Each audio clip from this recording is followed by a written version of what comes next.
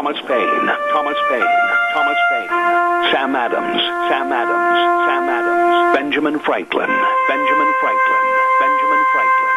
These men spoke up for what they thought was right.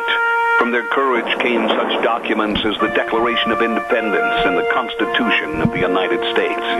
From their willingness to speak what was sometimes unpopular but right, we enjoy such liberties as freedom of speech, the right to keep and bear arms, and freedom of religion. There are those who still wish to oppress our freedoms, and there are still patriots willing to stand up and defend life, liberty, and the pursuit of happiness. Men like Zeb Bell, who honor our founding fathers and what they stood for. It's now time for Zeb at the Ranch, speaking up and defending your freedoms. Brought to you by Magic Valley Les Schwab Tire Centers and all of the other great advertisers on the program. And now, Zeb Bell. Senator Dianne Feinstein of California allegedly made this statement, and it's got to be in the top 5 dumb statements ever said. Here it is, and I quote, "When a gunman realizes that nobody else is armed, he will lay down his weapons and turn himself in. That's just human nature." What? Good morning, everybody. Here comes Kate Smith, and God bless America, followed by a patriot with the Pledge of Allegiance. Call in, call in. Good morning.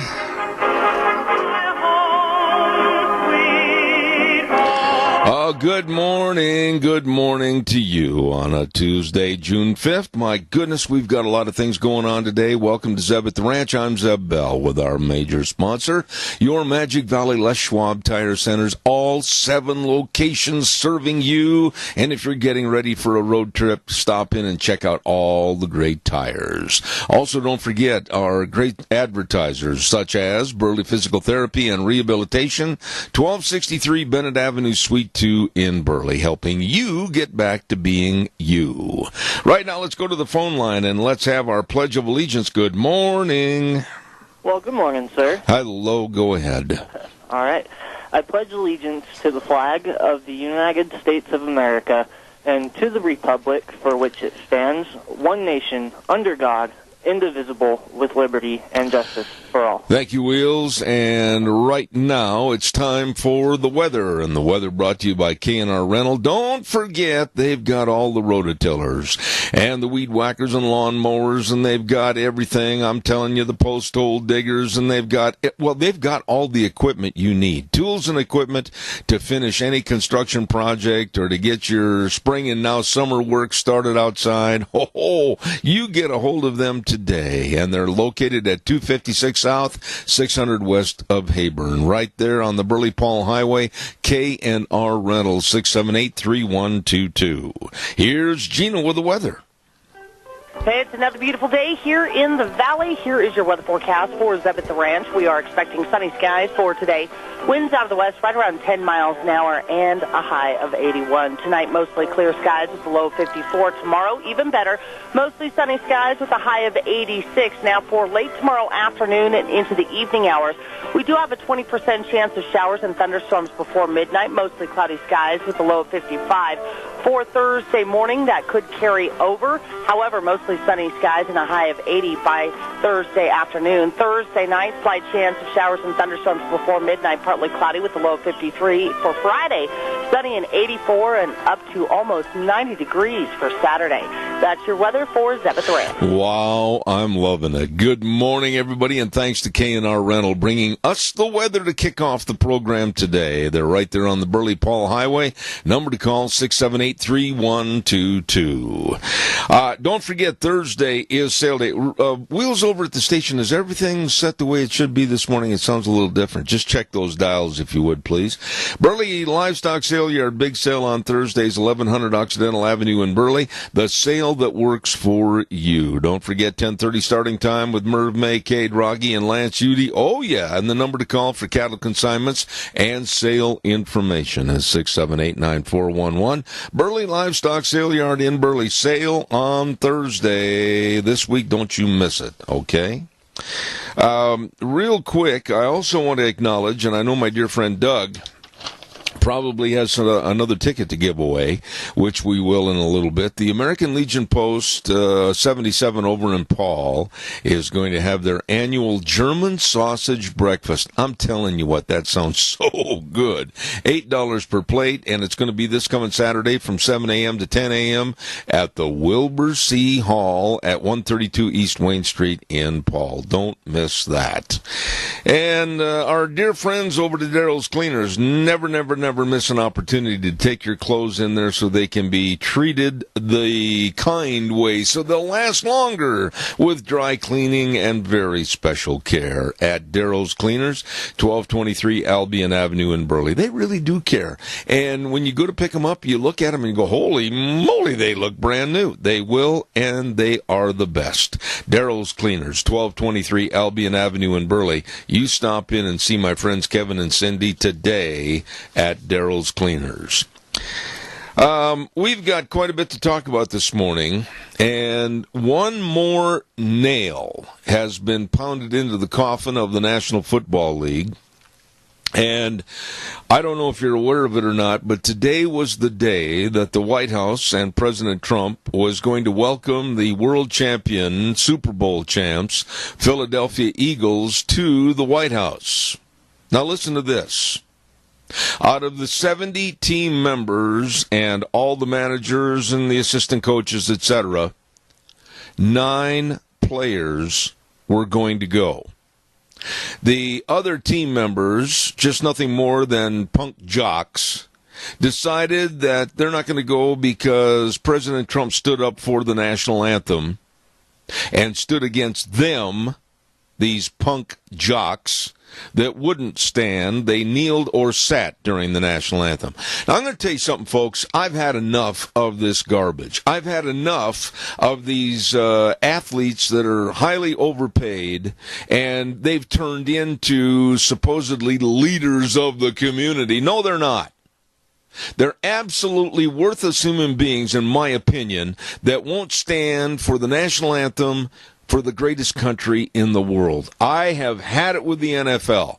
And anybody that criticizes, and the news media is really good at this, and they've done this already this morning, they've come out against Donald Trump for standing and saying, hey, if you don't want to go to the White House and honor our national anthem, then don't come. He disinvited them.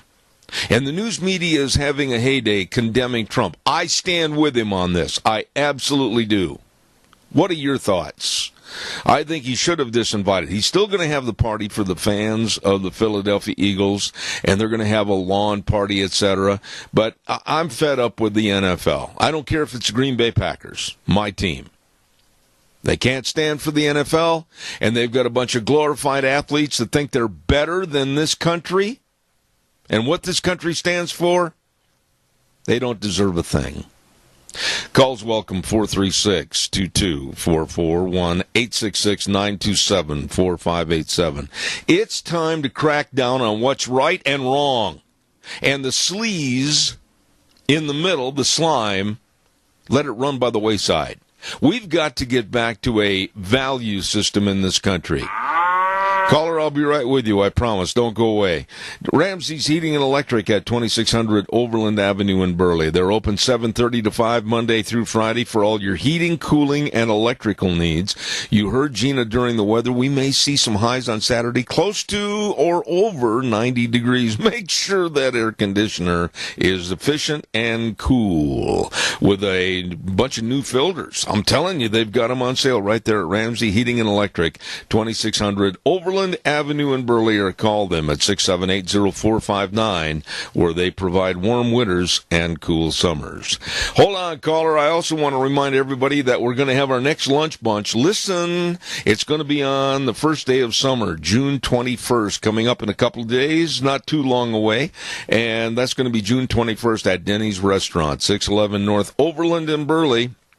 America's Diner. Oh, the great menu choices for breakfast, lunch, and or dinner. Anytime, all the time. You stop in. Super nice people serving you great food. At Denny's Restaurant, America's Diner, 611 North Overland and Burley, and the home of Zeb's Lunch Bunch. Caller, good morning. You're on the air. Good morning, sir. Yes, sir. If they can't respect the flag of this country and what opportunities it has given them, they need to pack their bags and leave. Doug, I don't know about you, and I'm not trying to have other people encouraged to go down the same trail I'm on.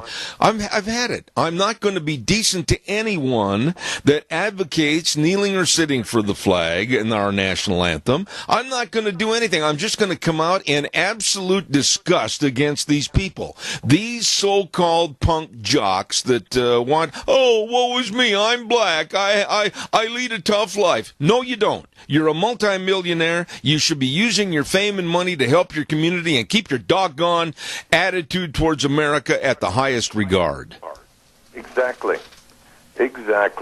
They have not been depressed. In fact, they've been what you'd call guarded or Gifted and pampered. You hear stories all the time of college athletes doing wrong things, and they cover it up just because they're a college athlete. If we get back to an equal justice system where you do something wrong, it doesn't matter who you are or what you do, you pay the same penalty as the poor person that works for a living and lives paycheck to paycheck. Why should my friends that gave their lives in Vietnam, or people that have gone to the service for the Korean conflict or World War II, World War I, anything that's happened in this country where we've had involvement of our military, and we still do, why should they be denigrated by these slobs, these absolute slobs that put their viewpoints above our flag and our country? I have no time for them. I don't either. You know, if the black people think that they're oppressed, well, they should be mad at the Democrat Party because the Democrats were the ones fighting to keep them in slavery. Yeah, I'm telling you, I don't care what party affiliation you're looking at right now, but as far as these punk jocks, and that's what they are, punks, they're sitting there going, well, my viewpoints about how I've been abused or my family members or my family heritage back to 300 years, I'm not going to stand for the anthem. Then good. Stay home. Don't play. I don't want anything to do with you. Exactly. They are an entertainment media. That's right. They are not a political affiliate.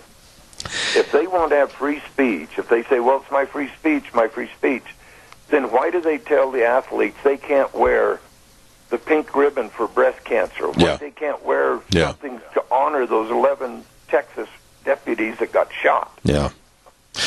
They dictate to them what they can wear and what they can't wear on the field. And here's something else. Buddy. Read the Times News today on the editorial page, and the illustrious, and seemingly he knows everything, Jim Jones of Eden, criticizes Donald Trump as not being anywhere close to a role model. I'm giving a paraphrase and a summation. Well, okay, in this case, I think Donald Trump is a role model. Stand for the national anthem, be proud of our country. And these NFL absolute punk jocks are not doing that. Exactly. So this guy that you're talking about, he must think Dennis Rodman was a good role model. Oh, my, I hope not. Well, I mean, if he thinks Donald Trump isn't, then who does he think is a good role model? It's so easy to criticize this administration, to criticize Donald Trump. Sure, he's got holes in his screen door, but wait a minute. Don't we all? Exactly. Let the one without sin throw the first stone. There you go. And you know what? There's a lot of rocks in the road to pick up, and I wonder how many people are going to do it. Hey, listen, man, real quick, I know that you've got some tickets for the American Legion Post 77 breakfast this Saturday, and go ahead and tell everybody how they can win one, get one, etc. Quickly. Exactly. I have a ticket for the breakfast this Saturday. I'll buy one-person breakfast. But they got to answer one question, and that is what Zeb Bell says at the end of his show. What is his phrase? Do you want them to call you? Yes. All right. What's your number? 208-878-4991. What is my tagline phrase at the end of every program? And if they get the right answer, they get a ticket. Yes, they do. Give the number one more time. 208-878-4991. 4991. Got you covered, buddy. Thank you for your call. Thank you. All right, buddy. Thank you. Good guy right there, Doug. Give him a call if you know the answer and win a free ticket to that breakfast. Oh, that German sausage breakfast. Woohoo! That sounds really good. Calls welcome, 436-2244. Caller, I'll be right with you. Don't forget Palmer L Place at 1301 Bennett Street in Burley. Now, coming up tomorrow, from 3 to 5 p.m., they're going to have a gathering to meet the new administrator over at Palmer L Place. And then on Father's Day weekend, they're going to have a celebration on June 16th. They're going to have a car show over there from 10 to noon, and then a barbecue and a concert. Whoa! They have fun at Palmer L Place, a place for senior living at 1301 Bennett Street in Burley. The number to call is 677-8212. You give them a call. Caller, I'll be right with you. Don't go away. I also need to tell everybody about our friends at Dino's Septic Service, and I mean they are really good folks that are dedicated to service, dedicated to solving your problems, taking care of them, whether it's septic tanks being pumped or backhoe service or septic inspections or liquid waste removal. They're there. They are there to serve you. Call them at 436-6526 or in Burley 678-1638. Fast, fair, friendly service. Dino Septic Service. And don't forget they got the big truck that says Smells Cargo on the way. Dino's Septic Service. Caller, good morning. You're on the air. Good morning, Zeb. You know, when you're talking about the NFL and that sort of thing, now the fake news is attacking Trump once again. Now, I heard on the news, and I wished I had listened more carefully, but a senator or a congressman is going to present a bill that supposedly will stop this fake news. It's going to be a punishment. It's going to be a crime for putting that stuff on the air. Did you hear anything about journalism? Yeah, journalism is at a point in this country right now where it's absolutely no longer journalism. It's a personal opinion. And when news develops into personal opinions, then you have lost what real integrity and journalism is all about. And that's where we're headed. Newscasters used to report the news. Now we have a lot of these guys that think and ladies that think they're above anything except expressing their own tainted opinions. And I'm sick and tired of the way it's being presented to the American public.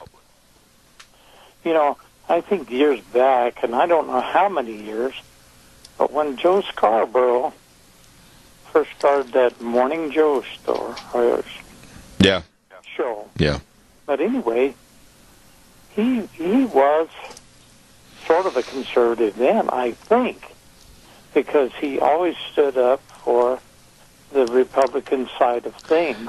Yeah, but sitting right next to him was a blonde liberal by the name of Mika Brzezinski that absolutely twisted and tore his opinion to the point where, all of a sudden we're lovey-dovey. Let's get married, which they did. And guess what the husband's going to do? Do you think he's going to get up in the morning and look at her and have a difference of opinion?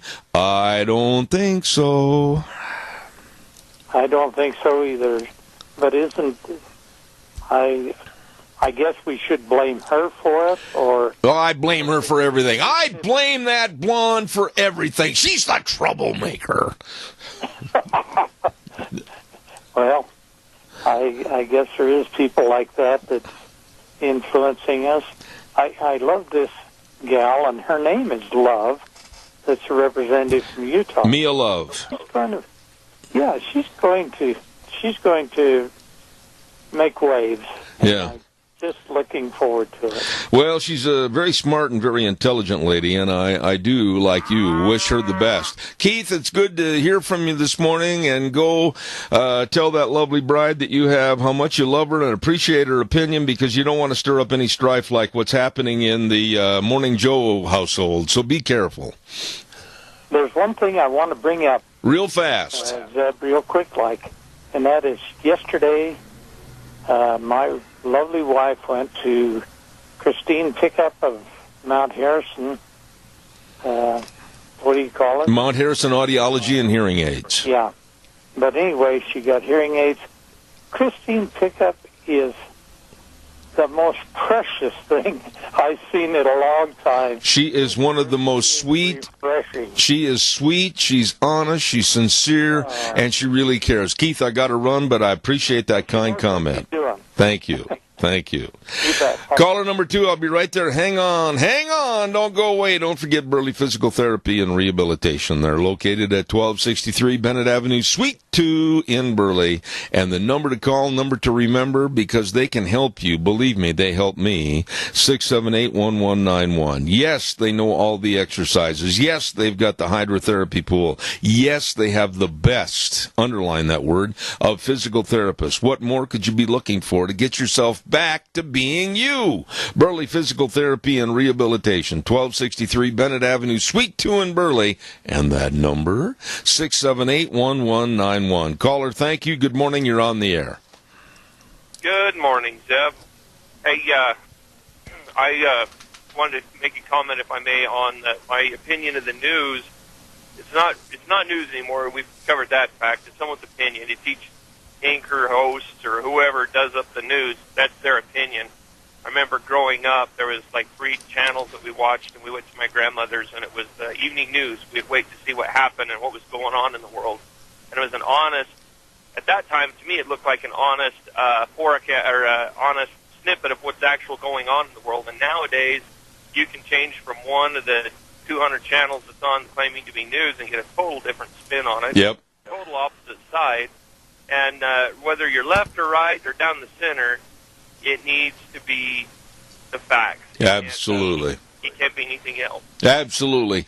That's why on this program, and I pride myself on the fact that we get up early in the morning at 4 a.m., and we start working on the news stories that we're going to present to you on this program. And I'll make mistakes. Everybody makes mistakes. But I guarantee you I do not make the concentrated effort to ever mislead anybody. I do my best to put the stories out as they are, honestly and truthfully, and that's what you're going to hear on this program.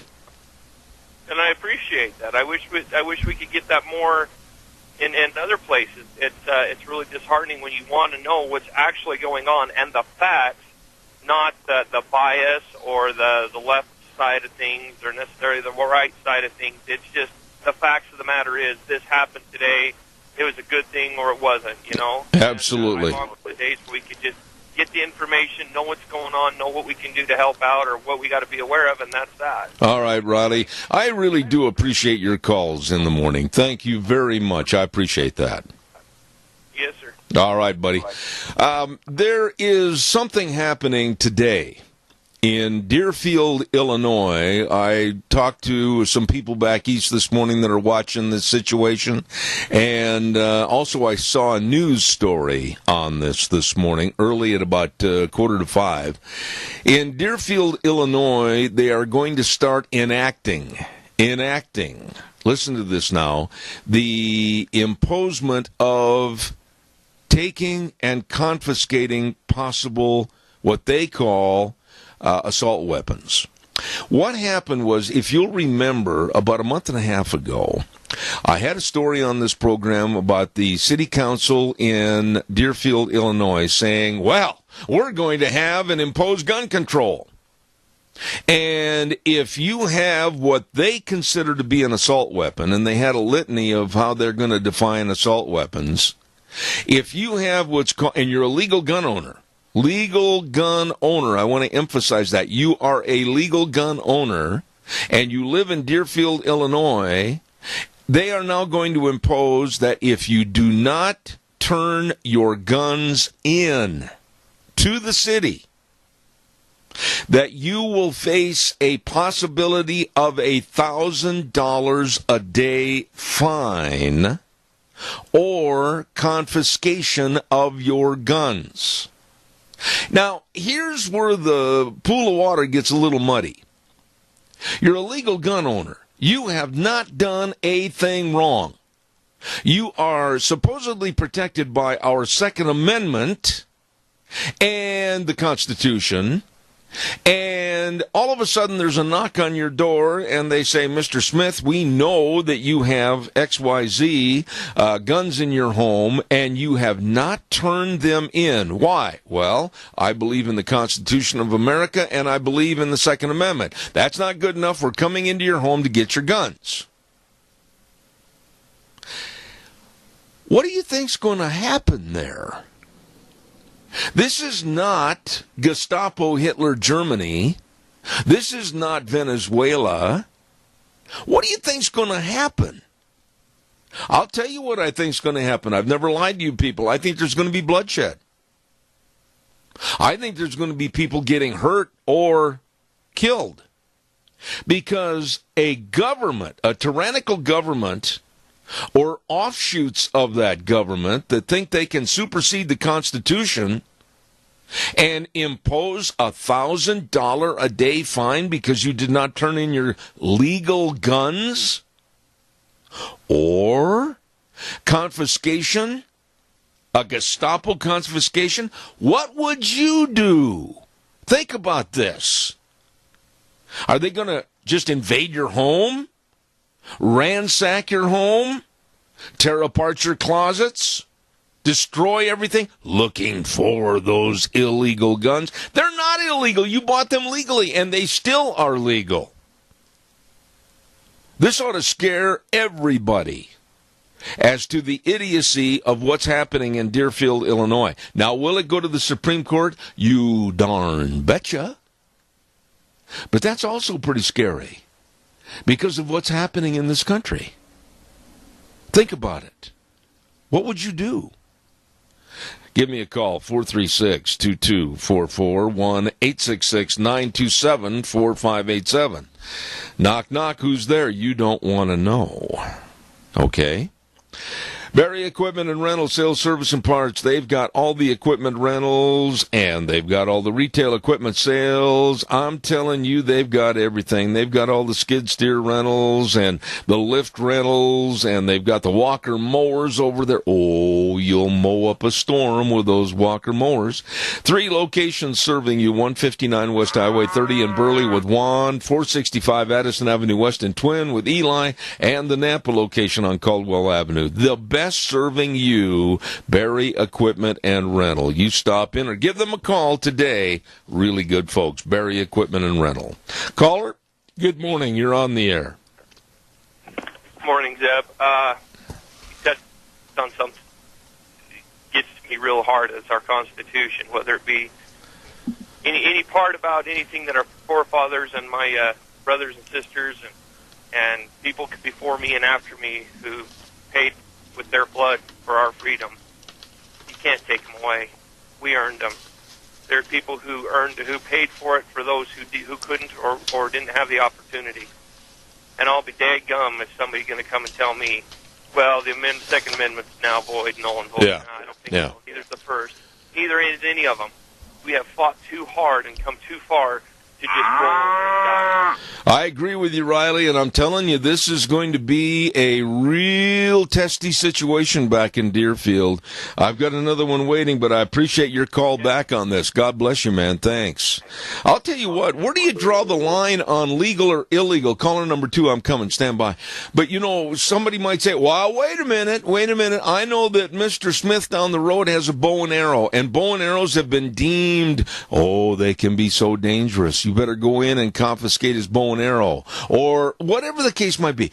They have absolutely superseded the Constitution of this United States of America. And how Deerfield, Illinois thinks they can get away with this legally, I'm scratching my head on this. I really don't know. Caller, good morning. You're on the air. Morning again.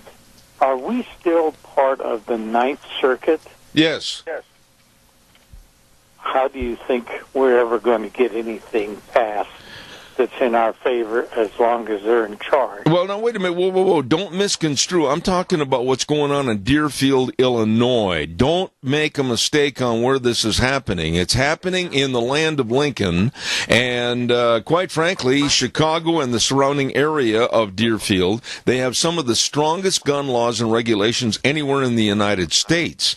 But, Keith, this is a situation that absolutely scares me, because you have a group of people that have been voted in as the leadership of a community, and they're going above the law and beyond our Constitution. This has got to stop. It certainly has, and still, with all these strict gun laws they're supposed to have there, they have the largest crime rate in the world. Yeah. In the world, not just in the United States. I couldn't agree more. Being that I used to live back just about 100 miles or less north of the border of Illinois, I can tell you that what you just said is very true. There are a lot of illicit happenings through the last 6 or 7 decades coming out of that area, believe me. Thank you for your call on this, Keith. Thank you very much. You bet. All right. What do you think about that, gun owners? I mean, I'm not going to point the finger at anybody. If you don't own a gun, fine, but I think most of the people here in this part of the country do.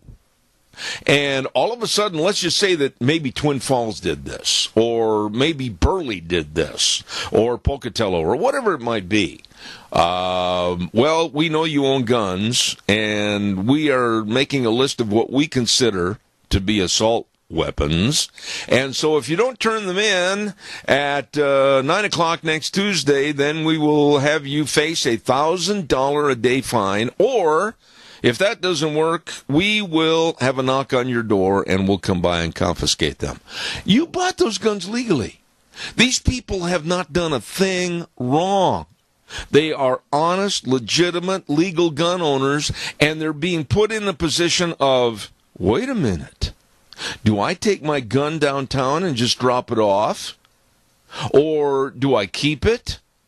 And they try to impose a $1,000 a day fine on me? Or worse yet, they're going to come by and break into my home and take my gun? This is really critical, folks. This is not something to just kind of look crossways at and say, oh, well, that's back there. It could happen anywhere. Caller, good morning. You're on the air. Good morning, Zeb. Yes, sir. Have you got me? Okay, they aren't going to confiscate my toenail clippers. I know they're dangerous, but I'm going to keep them. No, I don't want to even get facetious about this. Toenail clippers, let's leave that alone. I don't want to laugh at a situation that's very serious, Jerry. This is going against the Constitution and laws of our country. I agree with you, and, you know, I've got some weapons myself, and I'm going to keep them. I don't really use them anymore, but they're precious to me. I've got memories there, and I'm going to keep them memories. And no government official anywhere is going to tell me I can't keep my memories. There you go. And I think that's a good way to put it, Jerry. I respect that because of your service to our country, etc. Thank you very much for your call this morning. I do thank you. You bet. You have a wonderful day. May the Lord bless you and all them children listening. All right, buddy. Thank you very much. Caller number 2, I'll be right there, I promise. Stand by. Don't go away. I want to remind everybody about Scott Gano Landscaping and Tree Trimming. And if you didn't trim your trees up, you'd better. There was a lot of wind this spring and tree and shrub damage, and you want them to grow right, be right. Well, and by the way, it's time to get the fruit trees trimmed, too. Scott and his crew can get the job done. All you need to do is set up an appointment. Call 438-2485. 438-2485. Scott Gano Landscaping and Tree Trimming Service. They are good. Caller, good morning. You're on the air. See, when it comes to gun confiscation, it's just like California. They're doing things down there that are overriding the federal government, and until somebody stops them, they're going to continue to do it, including, you know, if they could try to get away with something like that in California, they would. Hold on a second, Randy. Wheels, turn him up in my headsets. I can barely hear him. Go ahead, Randy, you're on. Go ahead. Yeah, if look at California, and they just do whatever they want to do, and they tell the federal government to, you know what, and see if they could figure out a way to confiscate guns, they would. they're just so, whatever you want to call them. You said it best a minute ago, Randy. Just a minute. You said something that's very important. If they can try to get away with it, they will. And that's exactly what's happening in this country. We have the liberal left that says, well, it's against the law, but we're going to try to put it forth anyway. Whether it's gun confiscation or whatever, the liberals think they're the elitists and they can run society the way they want to run it. You're 100% right. Well, think about it. If they could, they think they can tell us how to think. It's just like the Supreme Court yesterday, and, I refuse to bake a cake for you because I don't agree with your lifestyle. And so the Supreme Court, think about it, if Hillary would have put in, well, in this case it was different, but you see, this could be insanity.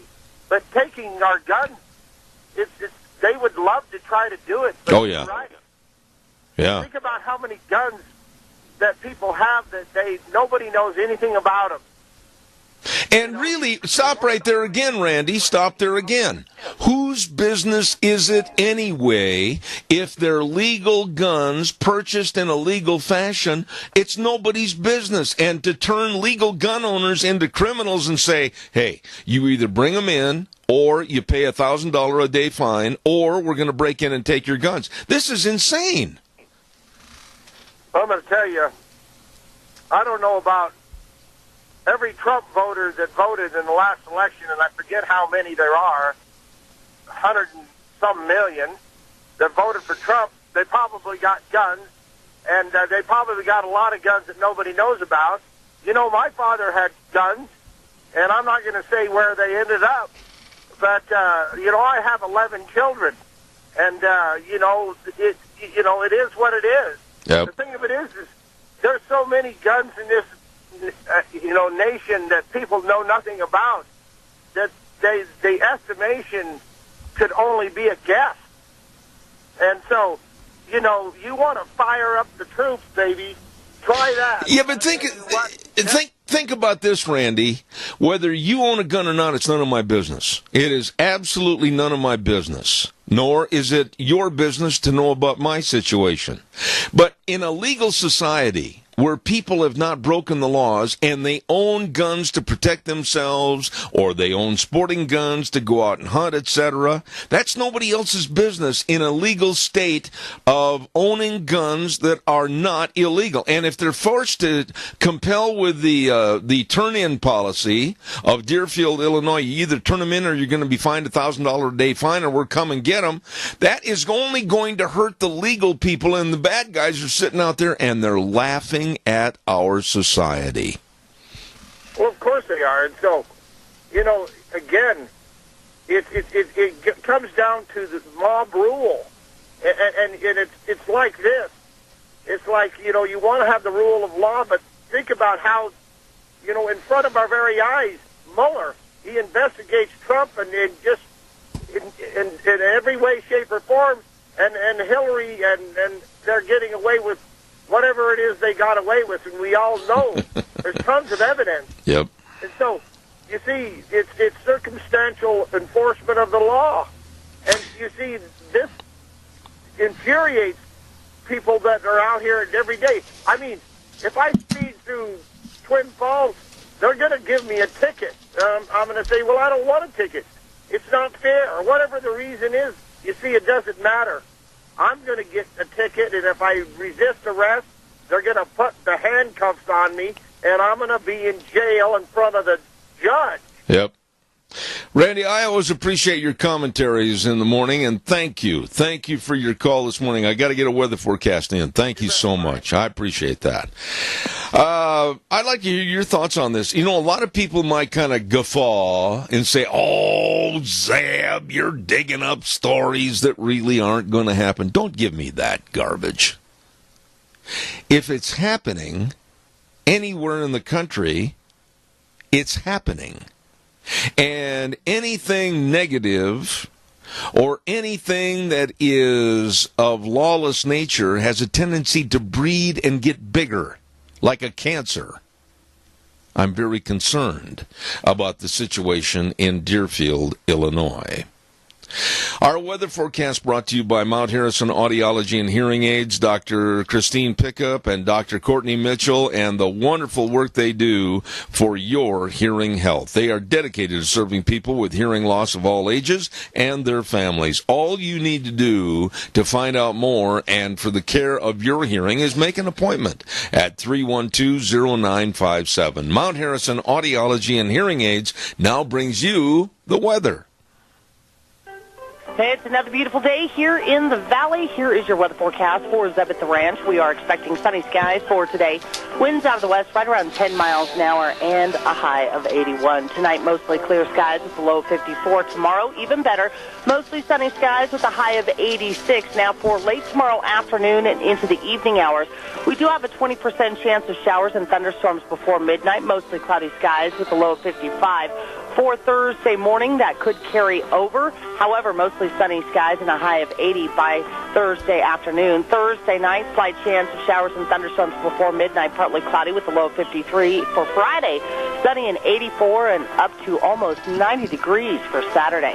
That's your weather for Zeb at the Ranch. Well done, Gina. Well done. And don't forget, too, for your hearing health, always remember the number 312-0957 to Mount Harrison Audiology and Hearing Aids. Two wonderful doctors, Dr. Pickup and Dr. Mitchell, serving you. Again, call for an appointment, 312-0957. One thing I want to say this morning, and I'm not saying this to denigrate any aspect of a certain religion or a person in any religion. I'm saying this because it needs to be said about one person that carries a lot of weight in his field of religion, and that is the Pope. I, like many other people, I'm not happy at all with the Pope. Absolutely, I think he's wrong to give his ideology as an edict, like with climate change, and the slowdown and stoppage of fossil fuels and basically all of our economies and everything else. I think his edicts and his viewpoints are misguided, and he's totally wrong in what's being said. And unfortunately, it's going to carry a lot of weight with a lot of people, especially the liberal left.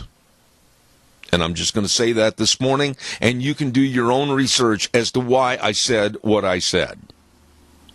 Calls are welcome, 436-2244, 1-866-927-4587.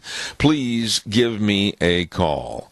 Did you hear, I had this story on the air about 3 weeks ago or a little longer about the mayor and the city council in Stockton, California. This absolutely just blows my mind. My wife and I were watching this.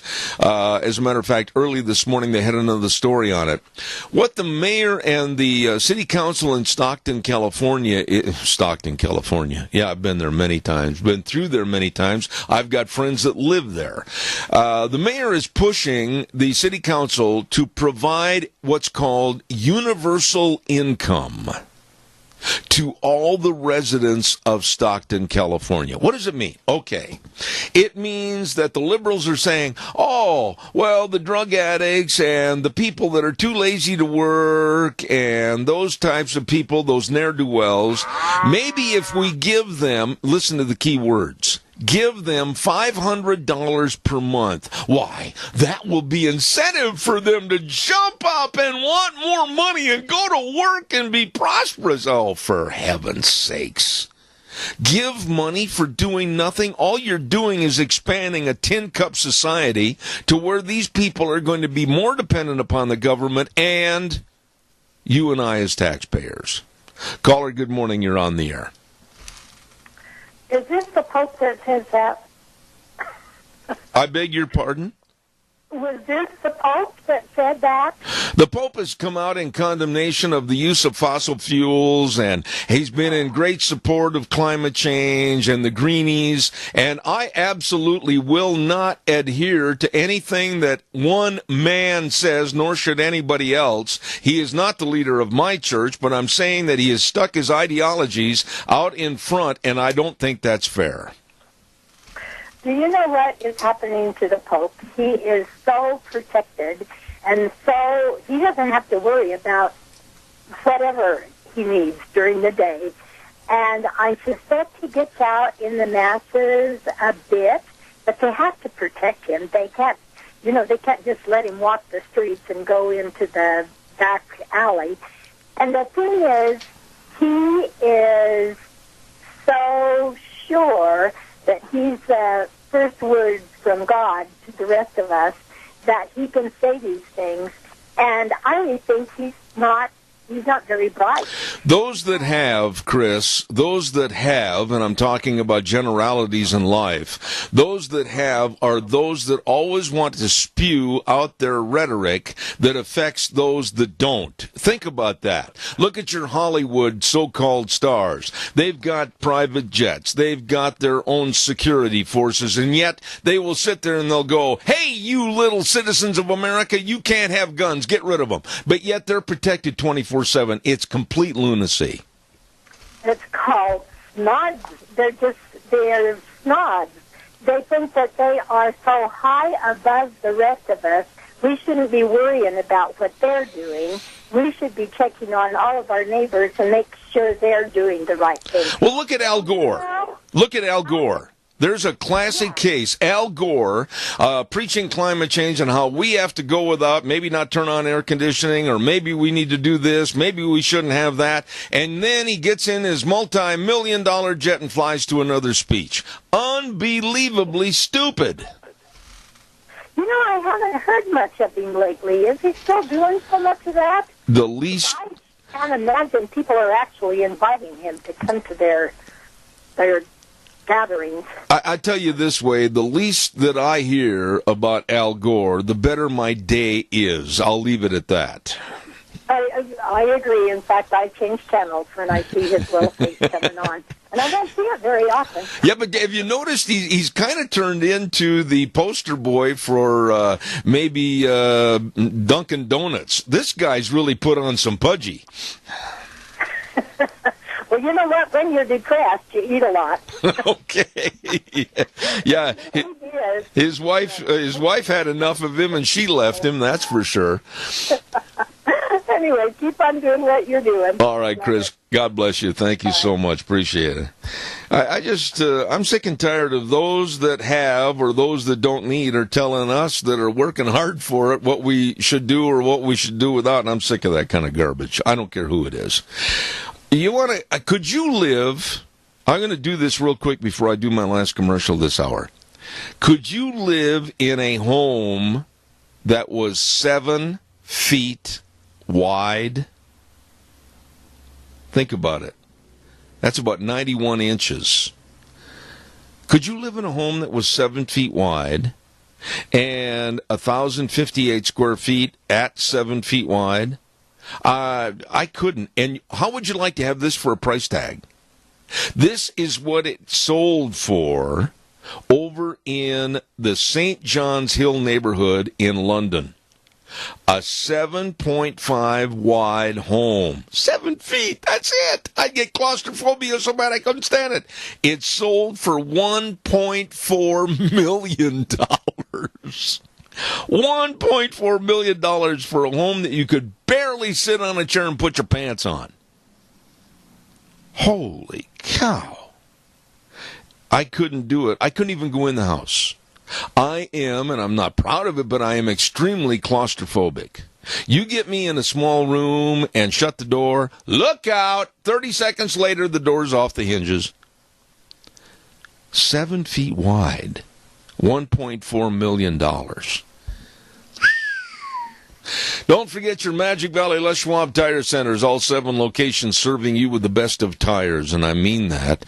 If you're going to take a little road trip this year, maybe you're going down to Arizona, maybe you're going up to Montana, maybe you're headed back east to Iowa or wherever, make sure you stop in and let them help you with the safest of tires, all the different tread designs that'll work for you, your car, your pickup, your SUV. Absolutely.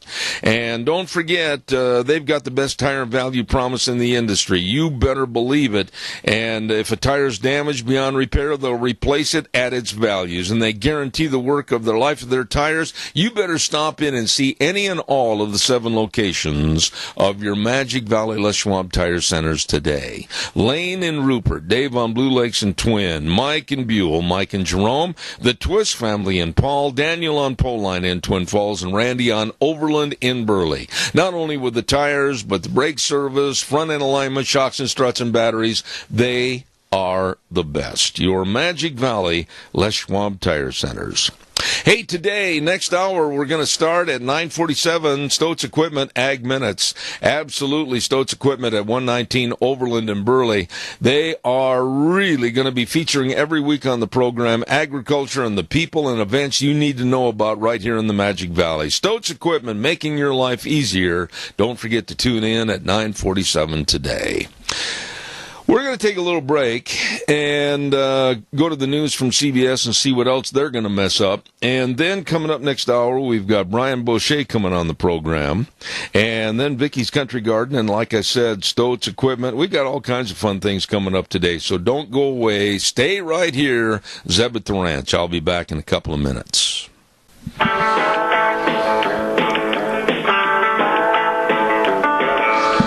Good morning, and welcome back. Hour number 2 on what is today? Tuesday, June 5th. Holy buckets. It's really sailing along. Zeb at the Ranch, I'm Zeb Bell with our major sponsor, your Magic Valley Les Schwab Tire Centers. All 7 locations serving you. If you're getting ready for a road trip, they've got all your tires ready for you. Magic Valley Les Schwab Tire Centers. And, of course, some of our great advertisers, including Burley Physical Therapy and Rehabilitation at 1263 Bennett Avenue, Suite 2 in Burley, helping you get back to being you.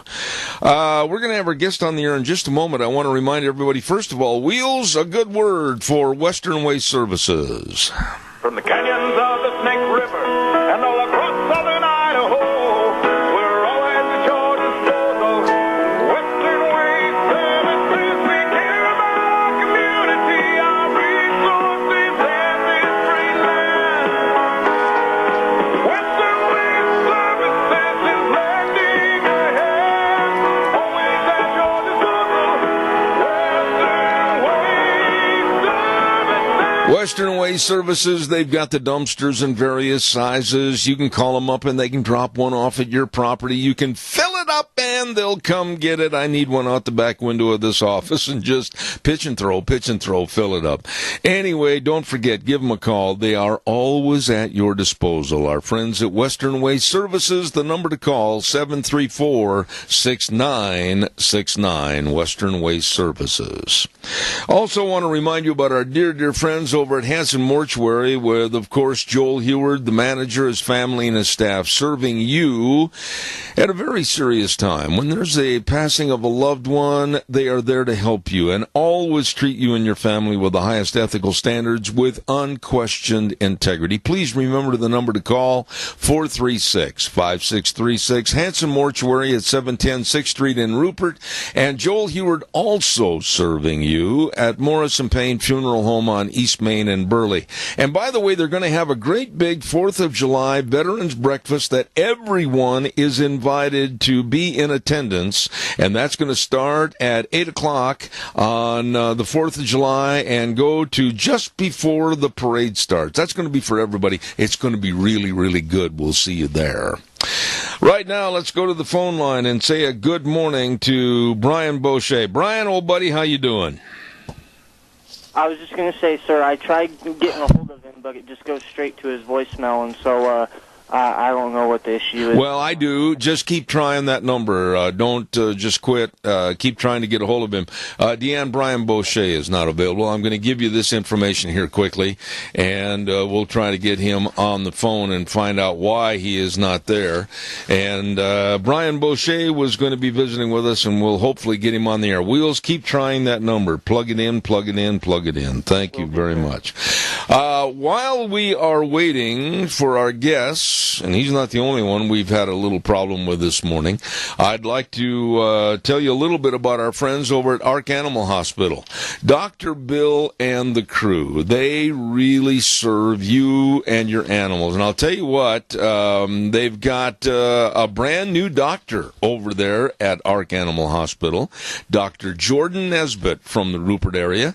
And I'll tell you what, great common sense, great caring, all of this and more for your animals. Whether they're big or small, they can help you with all your health needs for your animals. Ark Animal Hospital, along with Dr. Bill and the crew, Ark Animal Hospital at 750 21st Street, near Connection Credit Union in Heyburn. Number to call, 678-1177. As I said, a mixed animal practice ready to serve you. They have the warm hearts for the cold noses at Ark Animal Hospital in Heyburn. Well, it looks like it's just you and me, folksies, for this half hour, unless Wheels comes back and says he finally got a hold of Brian Boucher. How about giving me a call, and we'll talk about anything that we talked about from the first hour, or we'll even add to it. So give me a jingle on the landline, 436-2244, 1-866-927-4587. We didn't get a chance to really talk too much about this story last hour, and I'd like your opinion. What do you think about government, in this case the city of Stockton, California, giving, that's the key word, giving $500 to each and every resident as kind of a universal income? Now, first of all, we all should realize as adults, you don't just give somebody something because they call it free. That money, that $500, has to come out of somebody's billfold someplace. Some taxpayer has had to contribute. Somebody's going to see their billfold or their money clip the less for providing $500 to all residents of Stockton, California. And some of the do-gooder elitists that I heard on television sitting there with their soft little voices going, "Oh, this is a good thing. Why, people, when they get that $500, they're going to want to go out and get more, do more. They're going to want to have a job so they can enjoy the fruits of all..." Oh, come on. Most of them that are deadbeats in society are going to take that $500 and still be deadbeats to society with a demanding attitude of, well, I sure enjoy having this money, and I hope they'll keep sending it every month, which they will on this kind of a universal income program. It really absolutely shows without a doubt how our country is going into a cesspool of socialism by providing money to people that haven't done a doggone thing to earn it. What happened to earning your living? Caller, good morning. You're on the air. Well, you know, Zeb, my favorite state is California. I mean, I just love it. And when I go down there, I'm harassed by drug addicts and other homeless people who want me to give them stuff. And so it's a foul, ruined state, and it's getting worse. And the other night on Tucker Carlson,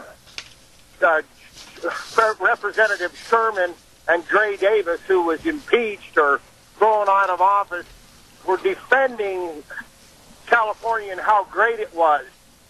And I said to myself, how in the H do you sit there with a straight face and tell us this? And there was a Hispanic gentleman there on the panel who was on our side, said, you guys are just liars. And he says, you just continually lie. And who believes it? Well, I guess the people that want to believe it, the people that don't care, and the welfare and the illegal aliens. You know, Randy, if all of a sudden the city of Burley told all their residents within the confines of the city of Burley, well, we're going to be sending you all a $500 check every month. Doesn't that just create people to sit back and rest on their laurels, especially those that don't care or have the incentive or have the work ethic to go out and use the talents that God has given them? It's just going to create more of a socialistic tin cup attitude. Am I wrong? This is what's going to happen. The people that are working, who wouldn't expect you to give it to them, are going to go out and do something good with it. The losers, the drug addicts, the pot smokers, the welfare recipients, the illegal aliens are going to do something else with it. And who knows what that could be. But you're right. It just perpetuates the bad. And you and I, frankly, I don't know how it is that California ever recovers without being bailed out. You see, they just think that, the government can print more money, borrow it, or whatever. I just don't know what day of reckoning will be like for the state of California and the United States of America. You and I have a day of reckoning every day when I check my bank account. Yeah, but Randy, $500 given to each and every resident of a city, be it Stockton or wherever, don't these people have any kind of idea that money has to come from somebody? That money has to come from some person. That money has to come from some taxation. It's not just growing on a tree in the backyard that the city of Stockton's mayor is going to go out and pluck those leaves and send $500 checks. Well, this is the thing. The people that don't care, that are going to get it while the getting's good, are going to take it and run, and they don't care in the future what happens. If you destroy your own home, they don't care. They just don't care.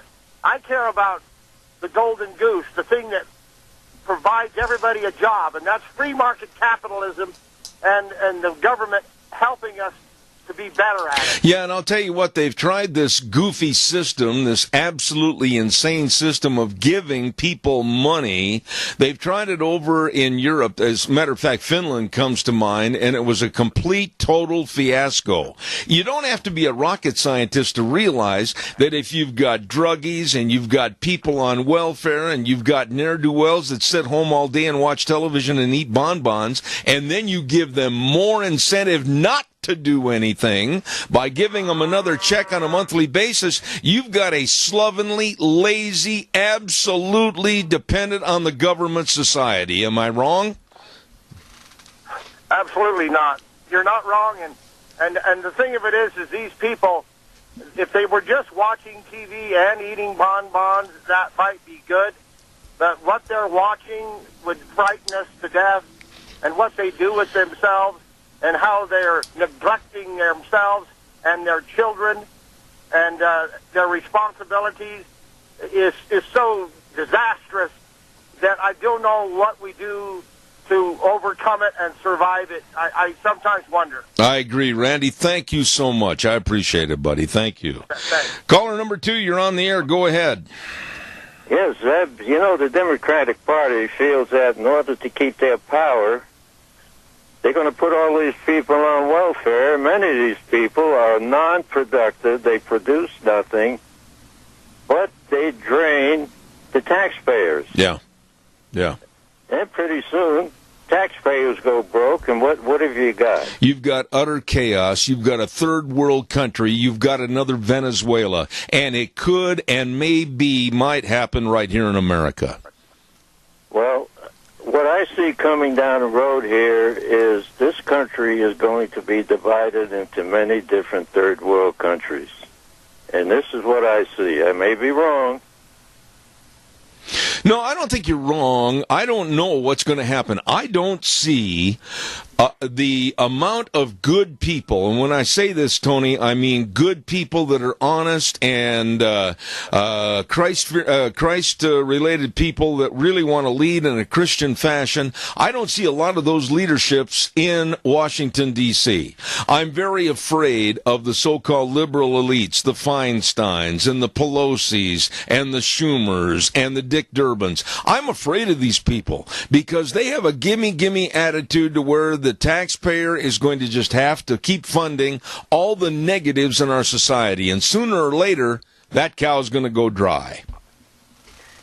Well, what we've got in Washington, D.C., not all of them now, but they're in the same category as the Hollywood bunch. They feel that they are untouchable, and no matter what happens in this country, it's not going to affect them. I agree with you. But, you know, like the story we had last hour in regards to Deerfield, Illinois, saying they're way over their heads in this deep water, saying, well, if you've got guns, we want you to turn them in, and if you don't turn them in, we're going to impose perhaps a $1,000 a day fine, or we're going to come by your house and confiscate them. Tony, that's absolutely against our Constitution and our Second Amendment, and all legal gun owners absolutely should say, you better not step foot on my property. Well, thank God for the NRA. All right, my friend. Thank you for your call. Always appreciate it. Okay, thank you. All right, thank you very much. I just don't understand why common sense isn't being prevalent today. I don't care if it's a story about Deerfield, Illinois, overstepping their bounds. I mean, my goodness sakes, how can they dare sit there and say, well, we consider this to be an assault rifle or whatever, and we've made a list of the guns that are not going to be, in our opinion, legal, and you can't have them anymore. So we're going to have a $1,000 a day fine implemented on you, and if you don't do that and turn them in, then we're going to have confiscation. This is not the America that you and I grew up in. And even though it's in Deerfield, Illinois, or maybe it might be someplace in a little town in Massachusetts, Rhode Island, or a little bitty burg in Oregon, whatever, these kind of cancers have a tendency to grow. And that is what fears me. Calls welcome, 436-2244, 1-866-927-4587. My guest did not show. And I don't know where Brian Boucher is, but I'll find him after the program.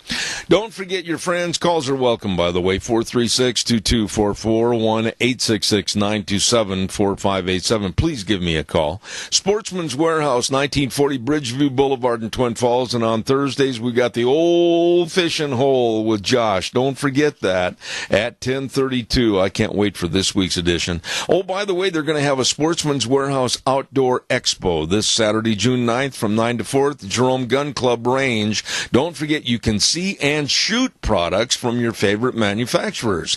And I'll tell you what, you absolutely need to get over there and check it out. Excuse me for the cough. 17 years of age and younger must be accompanied by an adult. Waivers must be signed. Don't forget, that's coming up this Saturday at the Jerome Gun Club, Sportsman's Warehouse, 1940 Bridgeview Boulevard in Twin Falls. Woo! Pardon me for choking right there. Also, while I'm waiting for your next phone call, I want to remind you, too, about our friends at Lee's Furniture, Floors, and More. Ooh, if you're trying to figure out what to get Dad for Father's Day, go into Lee's Furniture, Floors, and More. They've got a great selection of recliners. Now, I suggest you take Dad in there with you. Yeah. And see which one fits him the best and say, Happy Father's Day, Daddy. And you pick up the bill, he picks up the chair. Okay? That sounds good. All of these are great selection of recliners at Lee's Furniture, Floors, and More. 459 Overland in Burley.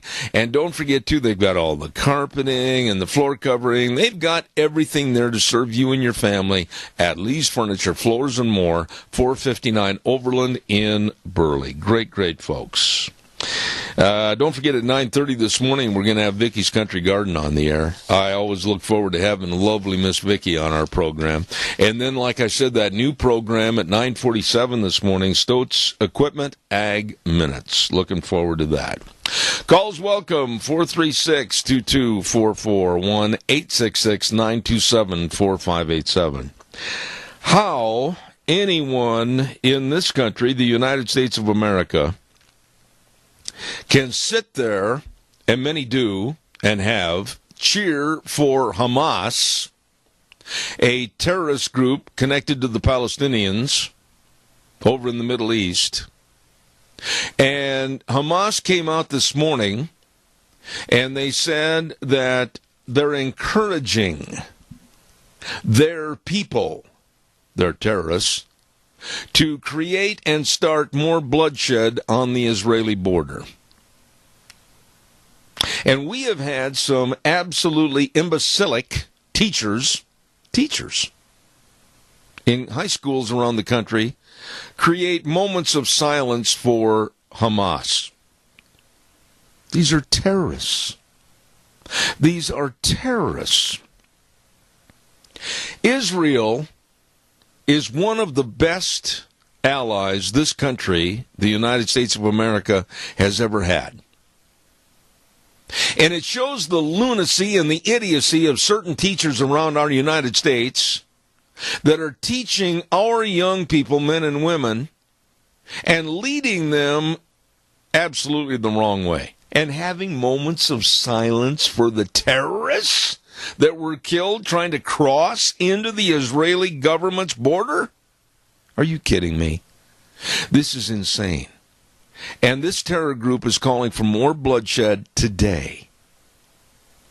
And I just do not understand in any way, shape, or form the sympathetic reasoning of some of our people right here in the United States towards Hamas. Unbelievable. Calls welcome 436-2244, 1-866-927-4587. Let's not forget our friends at Let's Ride. Hello, Nick and Randy and the rest of the crew at 270 Highway 24 between Rupert and the World. They're open Monday through Friday 9 to 6, Saturdays 9 to 4. They've got a showroom over there. I don't know how big that showroom is. It's a good-sized showroom, and how they got everything in there, all the 4x4s and the side-by-sides, and I just don't understand. It took a genius to figure out that flooring of all the fun that they can sell to you. Absolutely. And besides that, they've got a great big accessory department for all the things you may need while you're up four-wheeling and enjoying Southern Idaho. And they've got a super service department, best service department around to keep you running. So check it out. Stop over. Highway 24, 270 Highway 24 between Rupert and the World. Let's Ride. And this is where the fun is sold. Absolutely. One other business over there I want to highlight real quick, and that's Cameron and Siemens Insurance. I've had this doggone cough for like 3 months. Hold on, caller, I'm a-coming. Cameron and Siemens Insurance, Highway 24 in Rupert, life insurance, health insurance, retirement planning, employee benefits, all of this and so much more to protect you, your family, and your business. And all you need to do to get the ball rolling is call, make an appointment at 436-4424. Don't put it off. Don't put it off. You call them today. They're dedicated to serving you. Cameron and Siemens Insurance, Highway 24 in Rupert, 436-4424. Caller, good morning. Thank you. Good morning. You know, yesterday I was watching Bloomberg because I always like to check the price of crude oil. On the upper part of the screen, they said that crude oil had reached 66 bucks a barrel. Yeah. And it may even go lower. But looking down at the bottom of the screen, it was 76. Now, who do you believe there? Well, I'm going to tell you what. If you think back to the last gas crunch we had, caller, and think about this, Keith, because you're familiar with the automobile business more so than most. But when gas was up there, and oil, crude oil, I should say, at $90 to $100 a barrel, we were paying $4.50 a gallon for diesel, etc. Wait a minute. If it was up at $90 to $100 a barrel then, and we were paying $4.50. And now it's only at 66 or 76, and we're already over $3.50 for diesel. Somebody's manipulating the figures a little bit and putting a whole bunch of money into their deep pockets.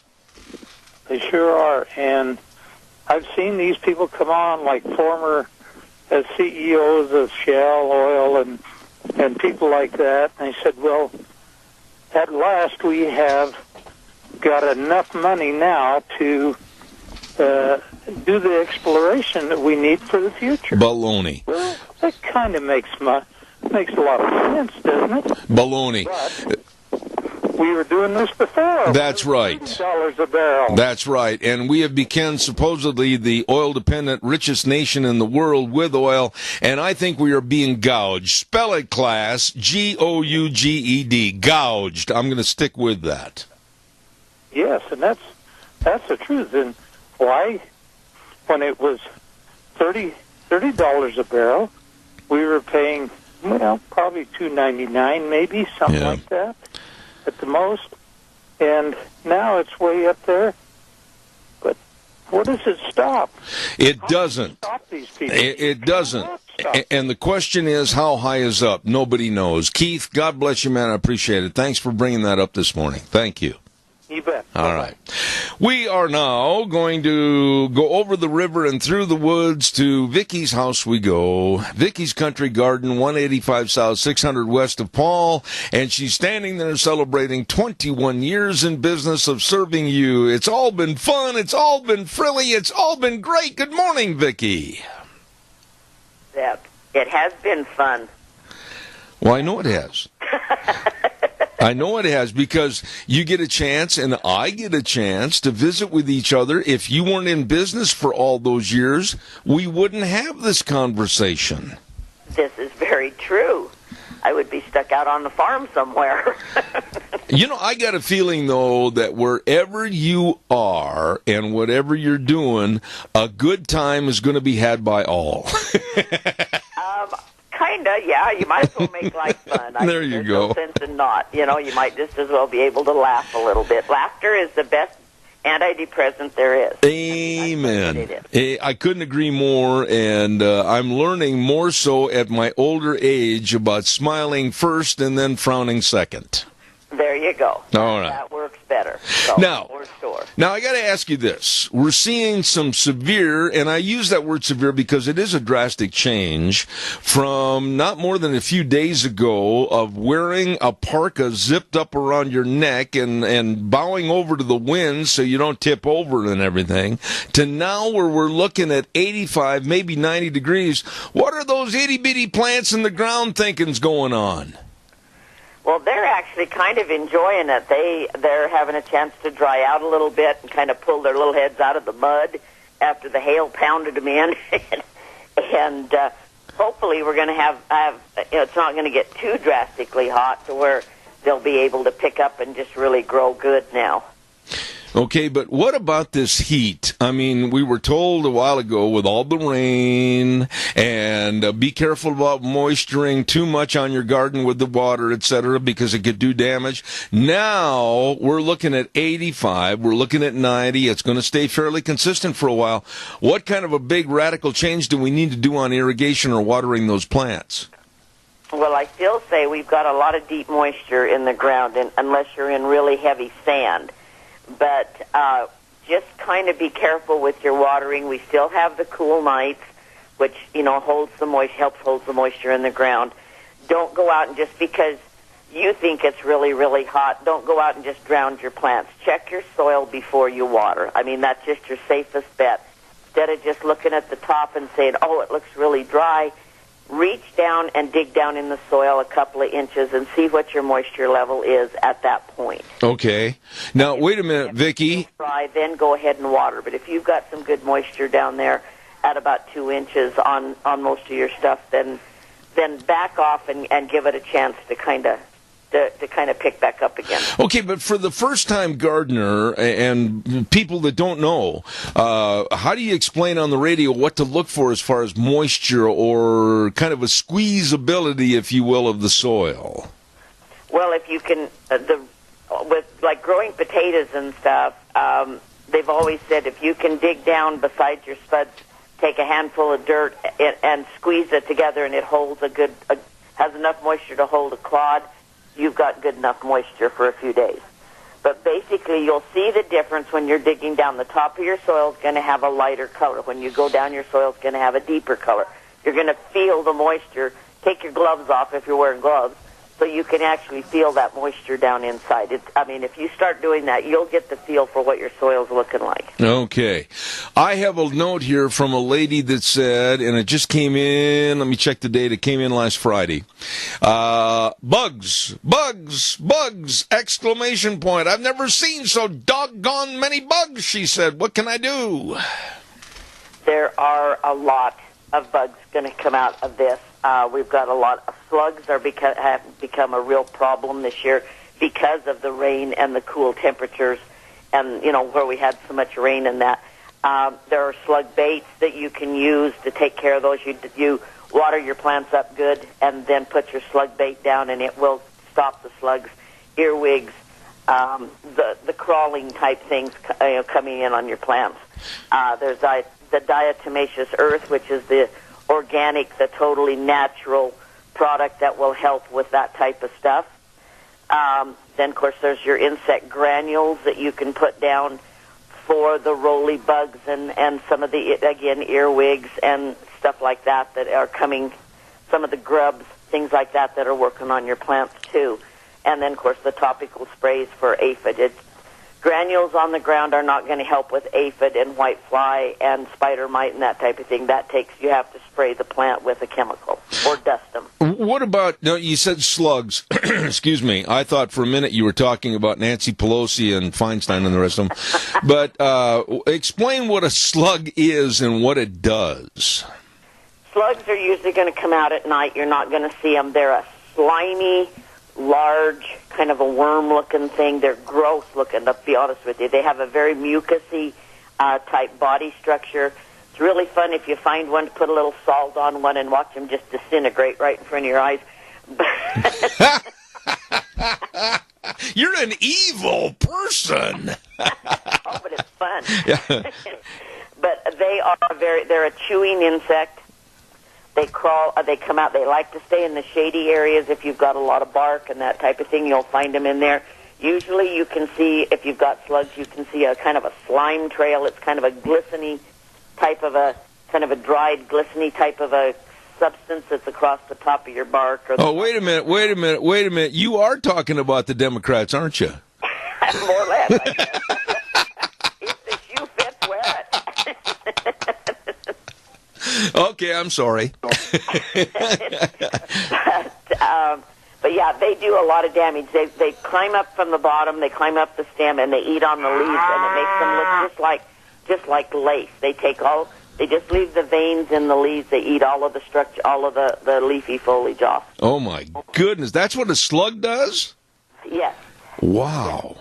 Okay, we got a caller with a question. When it gets hot and dry, you won't see them. Okay. Usually you don't see them on the sunny side of your houses because it gets too hot for them, unless you've got a lot of bark that you're keeping things real wet. Okay. That's the rule. Slugs like the cool, damp. They like the north side, the shady sides, because their body structure can't handle the hot sun. Okay. We got a caller with a question for you. Caller, go ahead quickly, please.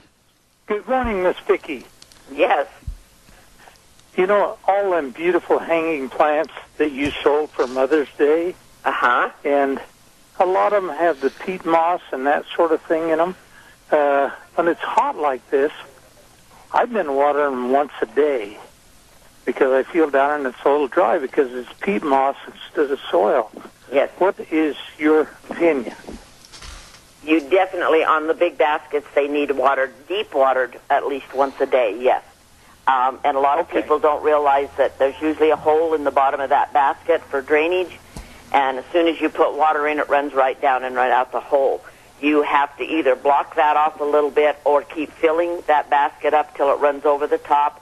Let that soak in. Do that about 4 to 5 times before those baskets are truly watered. Don't just because the water's running out the bottom does not mean they're watered, and they will go down on you in this heat, and you will lose them.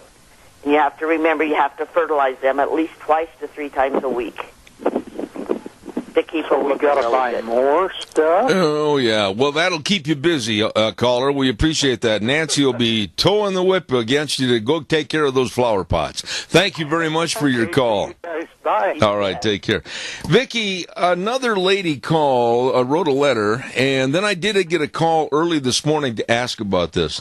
But what about the ant problem this year? With the high moisture that we had recently, are ants going to be more prevalent?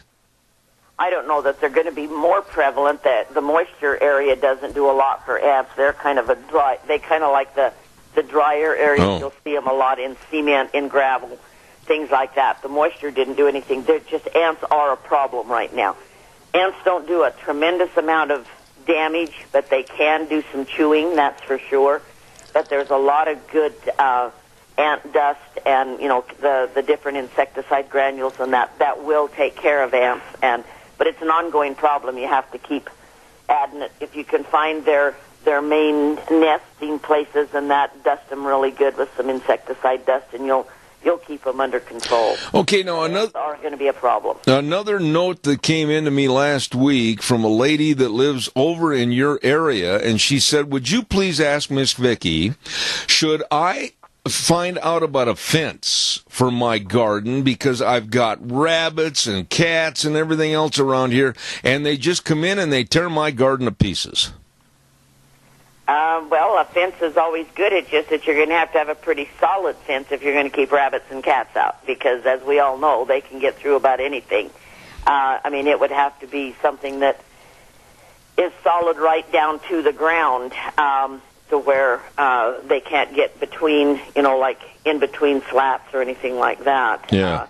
That is a problem, and when cats start using a garden for a litter box and that type of thing, they can really ruin the soil, that's for sure.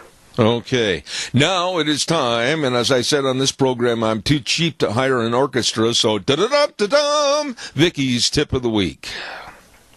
Well, we've got summer barbecues coming and all that kind of thing coming along, so if you've got some areas in your yard that are looking a little bit under the weather, you might come in and see us. We've got some nice perennials, and a little bit of fresh bark or fresh rock just spruces things up and makes it look like a brand new place. So keep that in mind. We've got the 4th coming up. Like I say, a lot of barbecues on the weekends and things like that. So spruce up your place and make it look like looks like a brand new spot. You know what? If people out in the audience want to have fun, all they need to do is invite one person to your barbecue, and that's the lovely Miss Vicki. The next time we have a barbecue, we're going to invite you over here. Oh, that'd be fun. Okay. Well, now, I'll definitely be there. All right. Tell us a little bit about your hours and where people can find Vicki's Country Garden. Okay, our hours right now are 9 to 6, Monday through Saturday. We're open 11 to 3 on Sunday. And we are on the Burley-Paul Highway. You can't really miss us just before you get to, if you're coming from Burley, it's just before you get to West Minico. See the greenhouses sitting right there. So come in and see us. We've still got plenty of vegetables if you're just a late start. We have seed spuds that nobody else has, I guess. So we still have some good seed spuds, and we can help you with all your lawn and gardening needs. And one other thing, too, you've got the river rock and all that for the outside beautification of their home, too, don't you? Oh, we do. We have we've got the colored Montana river rock that is really pretty down, and it doesn't blow away like bark and stuff does. If it blows away, I'm leaving town. But we do have we have the bark in to brighten up the yards and that type of thing. All right, we got time for one quick call. I've only got 30 seconds left. Call her real fast. Go. Yeah, Zeb, one thing I found works real good in my garden with the cats is I sprinkle pepper around. Oh. Pretty good places. Let me have Vicki respond on that real quick. Thank you. What about that, Vicki? A lot of people use cayenne pepper so that when they dig in the soil, they get it on their paws and they lick it off, and or they sit in it and it doesn't feel good. So, pepper does have a tendency to work a little bit for cats and that. You are talking about Pelosi and Feinstein. Vicki at Vicki's Country Garden, 185 South, 600 West of Paul. Number to call her, 438-5663. God bless you, Vicki. We'll talk to you next week. All right, thanks, Zeb. Thank you. Oh, my goodness. Hey, don't forget, too, the American Legion Paul Post 77, the annual German sausage breakfast is going to be coming up this Saturday, $8 per plate. June 9th, don't miss it, 7 to 10 a.m. at the Wilbur C. Hall over in Paul. Going to be good eating. Don't miss that. Right now, it's time for the weather forecast. And the weather brought to you by our friends. They do a wonderful job. Phillips, Oaks, Goodwin, Crane, and Company. They've been providing accounting services to the Mini-Cache area for well over 50 years. The best, and I mean this, of tax return preparation, tax planning, business consulting, financial statement preparation, retirement planning, all of this and so much more. What you need to do for you, your family, your business is get a hold of them today. They have 2 office locations in Burley and Rupert. They can and they will help you. Remember, Phillips, Oaks, Goodwin, Crane, and Company. And right now, they bring us the weather. Hey, it's another beautiful day here in the valley. Here is your weather forecast for Zeb at the Ranch. We are expecting sunny skies for today. Winds out of the west right around 10 miles an hour and a high of 81. Tonight, mostly clear skies with a low 54. Tomorrow, even better, mostly sunny skies with a high of 86. Now, for late tomorrow afternoon and into the evening hours, we do have a 20% chance of showers and thunderstorms before midnight, mostly cloudy skies with a low of 55. For Thursday morning, that could carry over. However, mostly sunny skies and a high of 80 by Thursday afternoon. Thursday night, slight chance of showers and thunderstorms before midnight, partly cloudy with a low of 53. For Friday, sunny and 84 and up to almost 90 degrees for Saturday. That's your weather for Zeb at the Ranch. And thank you. Appreciate that. Weather brought to you this hour by our friends, Phillips, Oaks, Goodwin, Crane, and Company. They know and they can help you. We've been going there for years, and I'll tell you what, they absolutely can take care of all your, like I said, tax return preparation, tax planning, all of this and so much more. Get a hold of them today with offices in Burley and Rupert, Phillips, Oaks, Goodwin, Crane, and Company. Quick note that, and I forgot to get this in yesterday, that the Rupert United Methodist Church at 605 H Street is planning a great vacation Bible school called Rolling River Rampage, and it's going to start on Monday, June 25th through Friday, June 29th, and it's for preschool through 5th grade, and registration begins at 8:30 each day, so don't forget that at the Rupert United Methodist Church at 605 H Street in Rupert. We have a new program and a segment that's going to be on this program, segment time, every week on Tuesdays, and it's the Stotz Equipment Ag Minute. And my good friend Wheels over at the station is about ready to start everything up, and today's kind of an introduction to these great folks, and we'll let you hear more right now. Wheels, if you would, please. Welcome to Stotz Equipment Ag Minutes, featuring innovative ideas and people that are dedicated to serving agriculture and you. Stotz Equipment, your John Deere authorized dealer, 119 Overland Avenue in Burley. They make your life easier. 5 words sum up Stotz Equipment's dedication to serving you. Quality, integrity, loyalty, caring, and community. Stotz Equipment is your John Deere equipment dealer, providing everything from tractors to combines, swathers to lawnmowers. At Stotz Equipment, they care about their customers, and like their slogan says, we make your life easier. From large ag farm equipment to small compact utility tractors, Stotz Equipment works diligently for local customers to get the best deals. Stotz Equipment, 119 Overland in Burley. Stop in and see them today. Ladies and gentlemen, I'm honored to have on the program Stotz Equipment Ag Minutes, Vic Carataccia, store manager of Stotz. Nice to have you on our first maiden voyage on Ag Minutes. Vic, thank you for being here. Hey, Zev, thank you for having me on. I appreciate it. You know, Stotz Equipment, you've got some store and core values that a lot of businesses should try to adhere to. Tell us a little bit about the personality of Stotz Equipment. Well, Well, I think that our core values kind of define what we stand for, and we've had those for a long time, and it's basically quality, integrity, loyalty, caring, and community. And I think that we have really defined those by having a great product, by having great parts and service, making sure that we're guaranteeing our work, and we do everything's transparent, so that's where the integrity comes in. That we stand behind it. We make a mistake, we take it on the chin.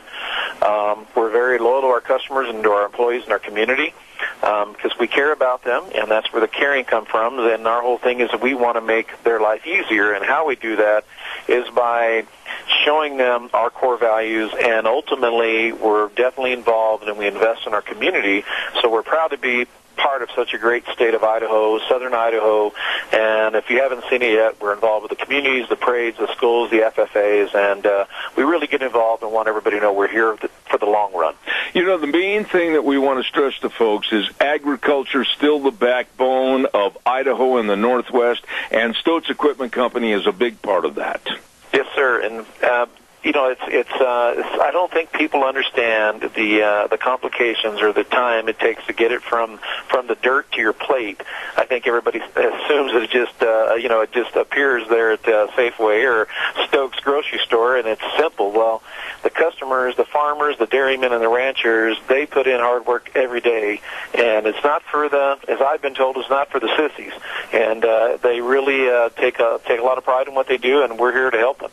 You know, the one thing, too, about Stoats Equipment, after visiting with you in your office, it's not just the farmers and the ranchers for equipment, it's also the city dwellers. You've got a lot of things for them, too. Well, absolutely. We try to be a one-stop shop, so we have the small compact tractors. If you're a weekend warrior, as we call you, or if you have a place up north and you need a small compact, or you need a riding mower or a zero-turn mower, and we even have the Honda line for a push mower. And if you need a weed eater, we have Stihl, we have Honda, we have Traeger smokers, we have Yeti coolers. So anything that brings value to our customers, we provide it. I was in the store last week, and I absolutely was impressed with your service to the customers. Talk a little bit about service to the people of Magic Valley. Well, again, we want to show them that we appreciate their business, and one of the things we do is we bring donuts in every Friday. I've been doing it for 15 years, and I calculated once I could have bought a brand new Jeep. So that's how much we've spent on donuts, but it's been something that we want to show our customers and appreciate them for their business. And the other thing we do is we have a customer lunch the first Friday of every month. And since we come up here, we've been doing it about a year and a half now, and the customers really like it. And it's just a great time for them to come in and meet us and spend a little time with us, and we get to say thank you for your business. On future programs, we're going to be talking about Stoats' involvement with 4-H and FFA. Would you give us kind of a quick highlight? Absolutely. So we've always been involved with the 4-H and FFA, and I was actually a member, and I came from a little town called Buckeye, Arizona. Always involved with the FFA, but now it's our company's focus. So this year, for 2018, every store, so we have 25 stores in 8 states, their focus, if we're going to do something in the community, the focus will be on FFA and 4-H. So we took that to the next step, or the next level, and we're actually taking our pasture in the back. We have 13 acres here. There was weeds. We're changing that into a pasture area, so the kids that don't have an area to raise their lamb or their horse or their cattle, we have a place for them to come do that. So we're getting that put in place. We're putting a wheel line in, and we want everybody to know that FFA is the future for us, and we need to take care of those kids now and build them to be strong young men and young women. I am very impressed with this business and this gentleman, Vic Karatachia, store manager of Stoats Equipment, on Ag Minutes, and we're going to hear a lot more every week. Thank you, Vic, for being on the program this morning. Thank you, Zeb. We'll talk to you soon. Thanks for listening to Stoats Equipment's Ag Minutes, your John Deere equipment dealer at 119 Overland in Burley. At Stoats, they want to make your life easier. I tell you what, I'm really impressed with those folks. We went over there last Friday and partook of their lunch. Oh, my goodness. That wasn't a lunch. That was a huge dinner, and it was absolutely fantabulous. Really nice people. And you can tell the complexion of a business by talking to their employees. They have super nice, and I underline that, super nice employees. that really are dedicated to serving you at Stotz Equipment. I'm impressed. Don't forget, I got a couple of things I want to highlight here real quick. Father's Day Barbecue is going to be held at the Rupert Senior Center. And they're going to be doing all the cooking for the dads. It's $10 for the other folks to get on in there, buy dad dinner. And you'll get hamburgers on the grill with all the trimming. It's going to be at 5 p.m. on June 16th. And get your tickets at the Rupert Senior Center at 702 11th Street at 436, telephone number 9107, 436-9107. And then to put this on your calendar for down the road a little bit during the 4th of July, and I've touched on this briefly, that there's going to be a 4th of July Veterans Breakfast at Hanson Mortuary starting at 8 a.m. on the 4th of July in Rupert before the parade starts. Listen to these goodies. Oh, it's good. Bacon and cheese, potatoes, and crepes. And this has started many, many years ago. And veterans and family members, everybody's invited to be there. It's a great way to kick off the 4th of July before the parade over in Rupert. So everybody try to be there. Absolutely. Let's see, what else have I got? There is 8 states, our state, 8 states that are having primaries starting today. And this is going to be interesting to watch and see what happens in these 8 states. And they include California, Montana, Iowa. And we'll see what kind of a trend there is in politics. That's going to take place today with 8 states having primary elections. Other good news, and I want to say this really was good news.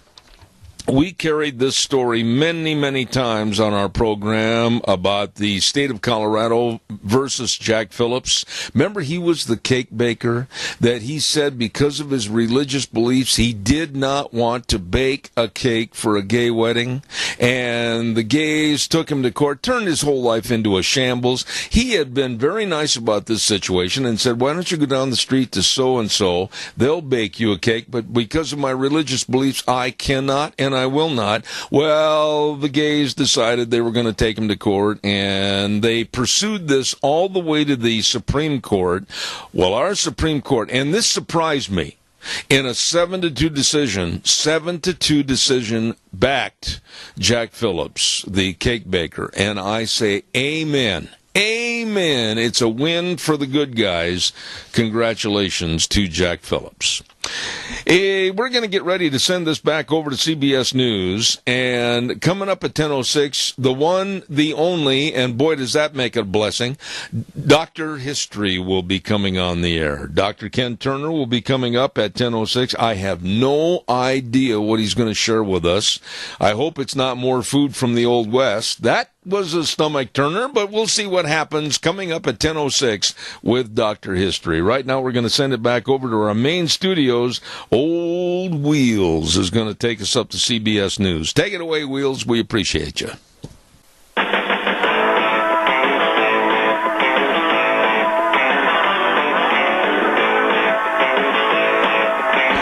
We're sitting here visiting, and we almost forgot our cue. Good morning, Zeb at the Ranch, and we're back here for hour number 3.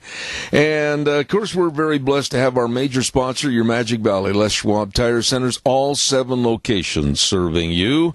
And, of course, some of our great advertisers, like Burley Physical Therapy and Rehabilitation at 1263 Bennett Avenue, Suite 2 in Burley, helping you get back to being you.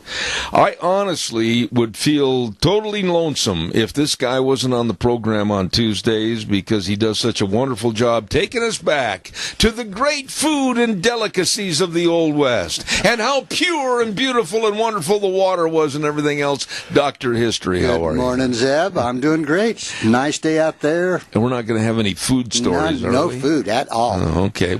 Well, now, last week it was a good program. Every week is a good program. What are we going to talk about today? We're going to talk about a man that you probably met because, it was back in the 1800s. Oh, thank you.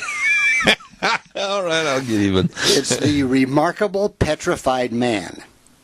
petrified man. You All talking somebody that... You're going to, okay. You ready for this? I'm ready. All right. Okay. So, late 19th century, 1800s, a phenomenon known as the remarkable petrified man surfaced in the backcountry of Montana. Really? Now, this marvel captured the imagination of the Montana people because it's so weird and bizarre.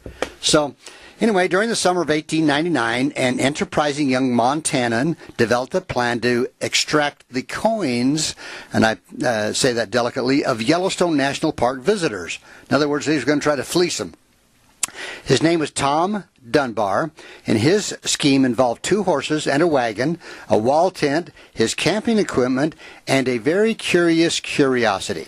Curious curiosity. So, first in the Mammoth Hot Springs area up there in Yellowstone, you've been up there, the Upper Geyser Basin, amid some of the world's most amazing natural wonders, Dunbar daily exhibited, quote, the remarkable petrified man. Now, what are you talking about? We'll get there. So, access through the tent flap into this, what I guess you could call it a sanctuary, the extraordinary, and it cost 25 cents for adults and 10 cents for these kids that were just amazed. Yeah. Now, in return for this little bit of fee, the tourist viewed a gray-brown rock-like form displayed laying on its back on a platform of pine boards and sawhorses, and he quickly concluded that the thing was petrified because Dunbar, in the course of his presentation, took a club, and he hit the body with resounding whacks. Whack. And I quote that. Took a club and it says here, biffed it over the body with resounding whacks. Wait a minute. I'm kind of lost here for a minute. Pardon me. It was a man? Yeah, laying there on these pine boards. And this guy says it's a petrified man. Petrified. So to prove it, he takes a board and whacks the body, and you hear it like if you were hitting a rock. Keep going, please. All right. Yeah. So, the petrified man is 5 feet 8 inches in height and weighs 365 pounds. Oh, this guy was a Pillsbury Doughboy. His hair was perfectly marked. 2 teeth protruded from the lips. Vein markings are visible in the skin, and his hands are tied across the chest with a petrified thong. One leg is slightly drawn up, and part of one foot has been broken off. In recovering the fossil from its place of semi-burial, a bullet head in his forehead indicated the cause of death. Okay. Now I'm quoting that from a newspaper article that describes that. Okay. Now, during the late summer of 1899, interest in Dunbar's spectacle spread through Montana's newspaper network. Most newspapermen remained kind of skeptical, as you and I would be, of the authenticity of the, quote, remarkable petrified man. So, to one New York reporter, Dunbar explained the origin of this treasure, which incidentally was earning $35 a day for him on a busy day. That was good money back then. That was really good money, $35, yeah. Holy So, cow. here's what the reporter said, and I'm just going to read this because he explains it.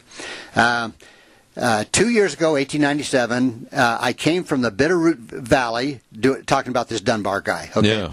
I came from the Bitterroot Valley to do some trapping and hunting in the Fort Benton area. One day in low water, I was working along the Missouri River, a ways below the town. I was looking for tracks and trap sites when I saw a body half buried in the sand under the water.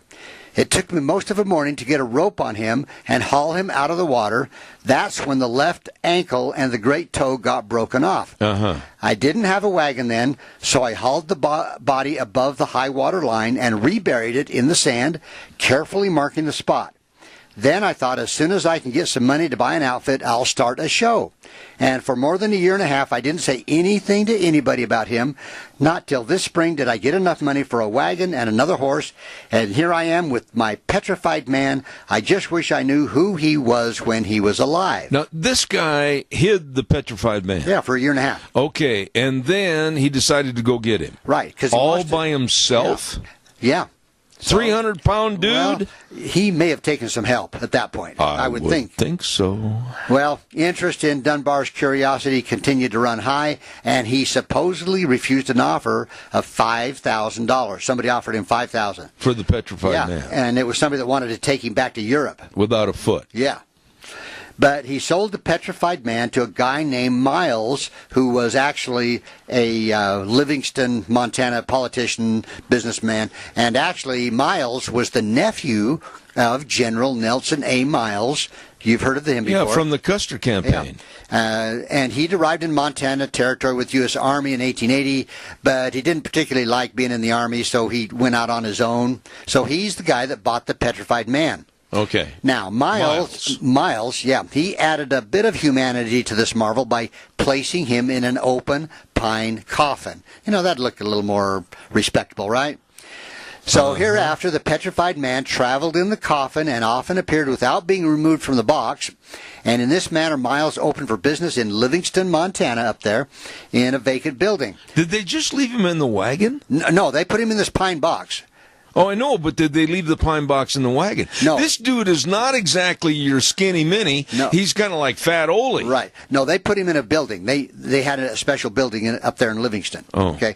So townspeople barely could control their enthusiasm, and at, again, 25 cents a head, Miles' daily receipts never dipped below $60 a day. So Dunbar made a lot of money on him. Now Miles is making a killing off of him, so to speak. Yes. Okay. Now Miles rapidly developed a plan to capitalize on this local phenomena. He contacted a guy by the name of Dr. William F. Cogswell, and he asked him to examine the specimen. Okay, so a doctor's going to look at this right. petrified man. So here's his report, Dr. Cogswell's report. Quote, I have examined the body under the lens of a microscope which magnifies 800 times, and the nerves and veins could be plainly traced in the particles of formation chipped from the body. So evidently they chipped a few pieces off of the body. Okay. You're losing me somewhat here.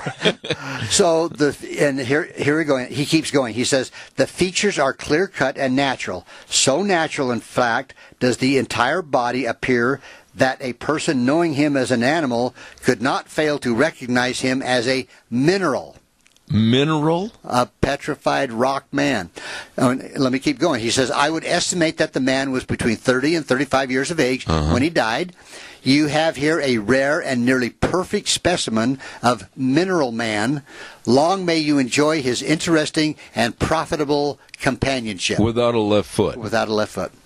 So, Miles, he kept on going. He was exhibiting the remarkable man in western Montana. Now, wait a minute, petrification. Let's talk about that a little bit. You're not talking about being frozen in ice. You're talking about being petrified. Yeah, like a tree in California, redwood. Right, and I don't know how that happened, and maybe some of our scientific listeners can tell me. But as I finish the story, you'll be able to know a little more about how long he was out there. All right. So anyway, he went to western Montana, eastern Washington.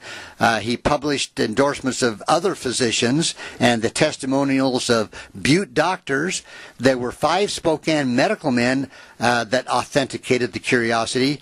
And again, it was grossing thousands of dollars at the Eastern Washington Fair. They took him to the fairs and everything. Well, sure. I mean, you got this at 25 cents a pop. Right. In those days, that was a lot. Good money. And they probably lined up, you know. So anyway, the petrified man appeared in Helena, Montana, where Dr. Edwin S. Kellogg examined him, and he had X-ray. Okay. So here's what he said. Dr. Kellogg certified that he had examined the body with an 18-inch discharge high-frequency X-ray apparatus. He found its internal organs intact. Since no bullet could be discovered in the skull, Dr. Kellogg speculated that the forehead wound had been caused by an arrowhead, which then had dislodged. So they figured he died by, an arrow to the head. And this is really legit. Yeah. Yeah. So you've got, almost a dozen doctors here saying, yeah, this is the real deal. Okay. Now, a short Western tour proved so financially successful that Miles actually formed a stock company. They actually formed a company over a dead guy. Yeah, over this, and they called it they called it the Montana Wonder Company. You wonder why? Montana Wonder Company. In the old days, they made money off of things that we forgot about today. Oh, yeah. Yeah. So the local newspapers reported that the Montana Wonder Company issued $26,000 in stock certificates, and that the Montana people just rushed to buy them because they wanted to, make a little money. Part of this dead guy. Yeah. Yeah. So, and actually, Miles then authorized the Montana Wonder Company to obtain an insurance policy on the petrified man. According to its well-publicized terms, the company would collect $5,000 if the petrified man was damaged in shipment, stolen, or lost. But they would assume the risk of not having to pay anything, even though they knew he didn't have a left foot. And he was dead. And he was dead. Pretty much. Well, Miles was doing so well, he planned on an extended trip, figured produce a lot of money for him. And when he displayed the petrified man in Butte, Montana, he was there, and a very inebriated miner approached the casket and gasped and shouted, quote, "Well, I'll be darned." That's not what he said. It's like... You changed this... Well, I'll be darned. Yeah. And this is what he says. He says, "It's the general. God What? rest his soul, it's the general." And Miles said, "What general?" And he says, "Why, it's General Meagher." Meagher? Meagher. Meagher. Yeah. Okay. So that's the first identification. So of who this guy knew him. Yeah, that's what he is saying. But it gets a little muddy here later. I'll tell you that. All right. But so through early December 1899, Montana newspapers discussed the possibility that the petrified man could be, in fact, the remains of that renowned Irish patriot, Civil War leader, and actually the acting governor of Montana Territory could be this General Meagher. Okay. Now, did he have a face and everything? Yeah. Or? Oh, yeah. He was a full body, just missing that foot. Yeah, I forgot about that. But the tale speculated that Meagher either stumbled, dived, or was pushed over the rail of a steamboat. So he was on a steamboat going down the Missouri and somehow fell or got pushed or whatever off the boat. Okay. So the explanation of the origin of the petrified man proved kind of a stroke of genius, because not only could the curiosity tap the legend of a nationally recognized Irish hero, but it could also trade on the still unsolved mysterious death of this governor. You know, how did he die? Why did he die? And how did he have a hole in his head? Well, my question would be, what caused the petrification? And that's still, I don't know. But the only thing I can figure is that he was in there long enough and in the sand or the water. I don't know. The combination of things. Don't go swimming on the 4th of July. No. So anyway, there's an exhibit. They started east in late December 1899, and when they displayed the petrified man in Billings, Montana, here comes the aged mountain character Liver Eaton Johnson. Do you remember him? Johnson? Jeremiah Johnson. The old Robert Redford movie, Jeremiah? Well, he was a real guy, Johnson.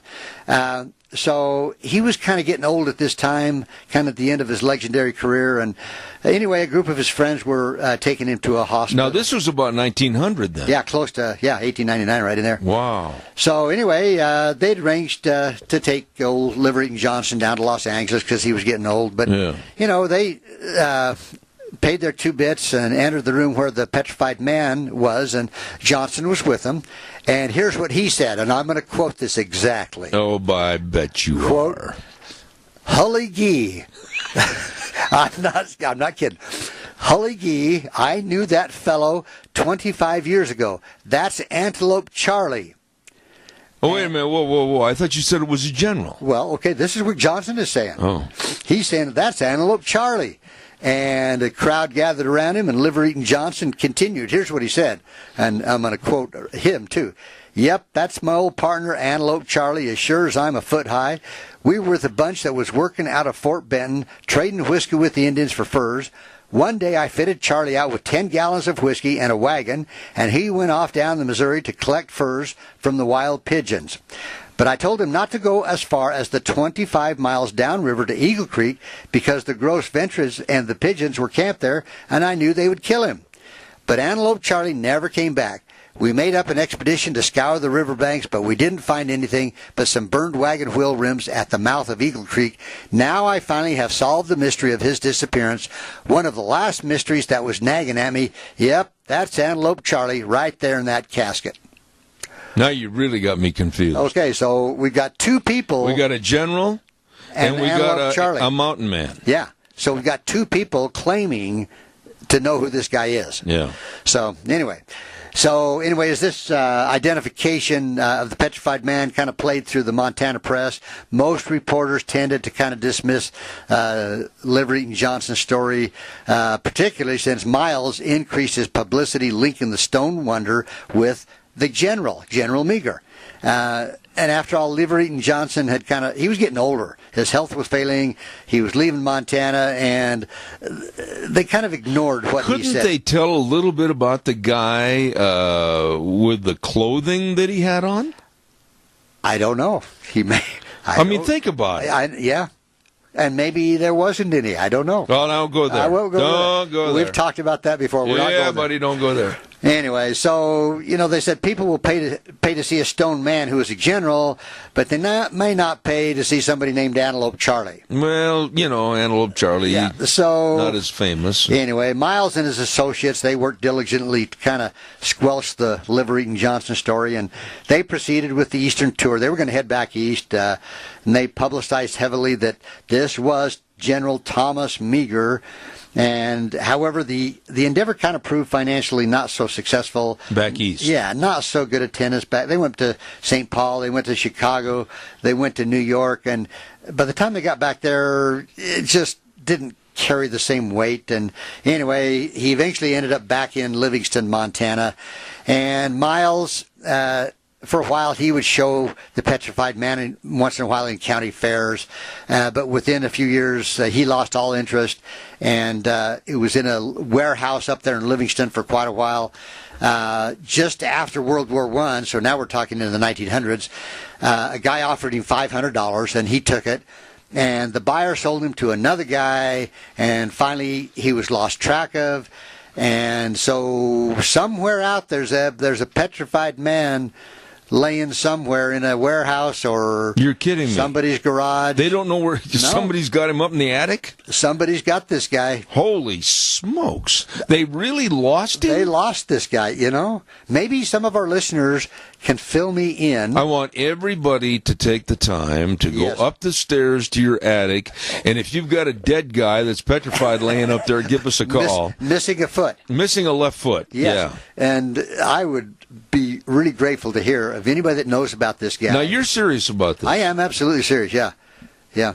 And the sad thing is Miles was offered at one time $7,000, and he wouldn't take it. And ended up. And so the last known residence of this dead guy that's petrified was in Livingston, Montana. Now, I would assume. I mean, you just don't pack a corpse with you everywhere not you one go. That weighed that much. 300 pounds. I mean, Fat Ole, for heaven's sakes. Maybe he's a. You've seen these garden gnomes out in people's gardens. Oh. You don't think he's out there in somebody's yard. I wonder maybe if I should call Vicky's Country Gardens and see if he's over there. Yeah. Maybe he scares the crows away. Well, I'm going to go up through Montana here this summer sometime. Maybe I'll do some checking. What would you do, honestly, to dispose of a corpse? Well, that's what he was. And I really hope somebody out there can fill us in on this. This might be a new twist to the Zeb at the Ranch. Find Antelope Charlie. And if we can find him, we can bring him right here to your ranch, put him out in the shed. I don't think so. You can charge 25 cents. Well, that's not enough today with inflation. That's true.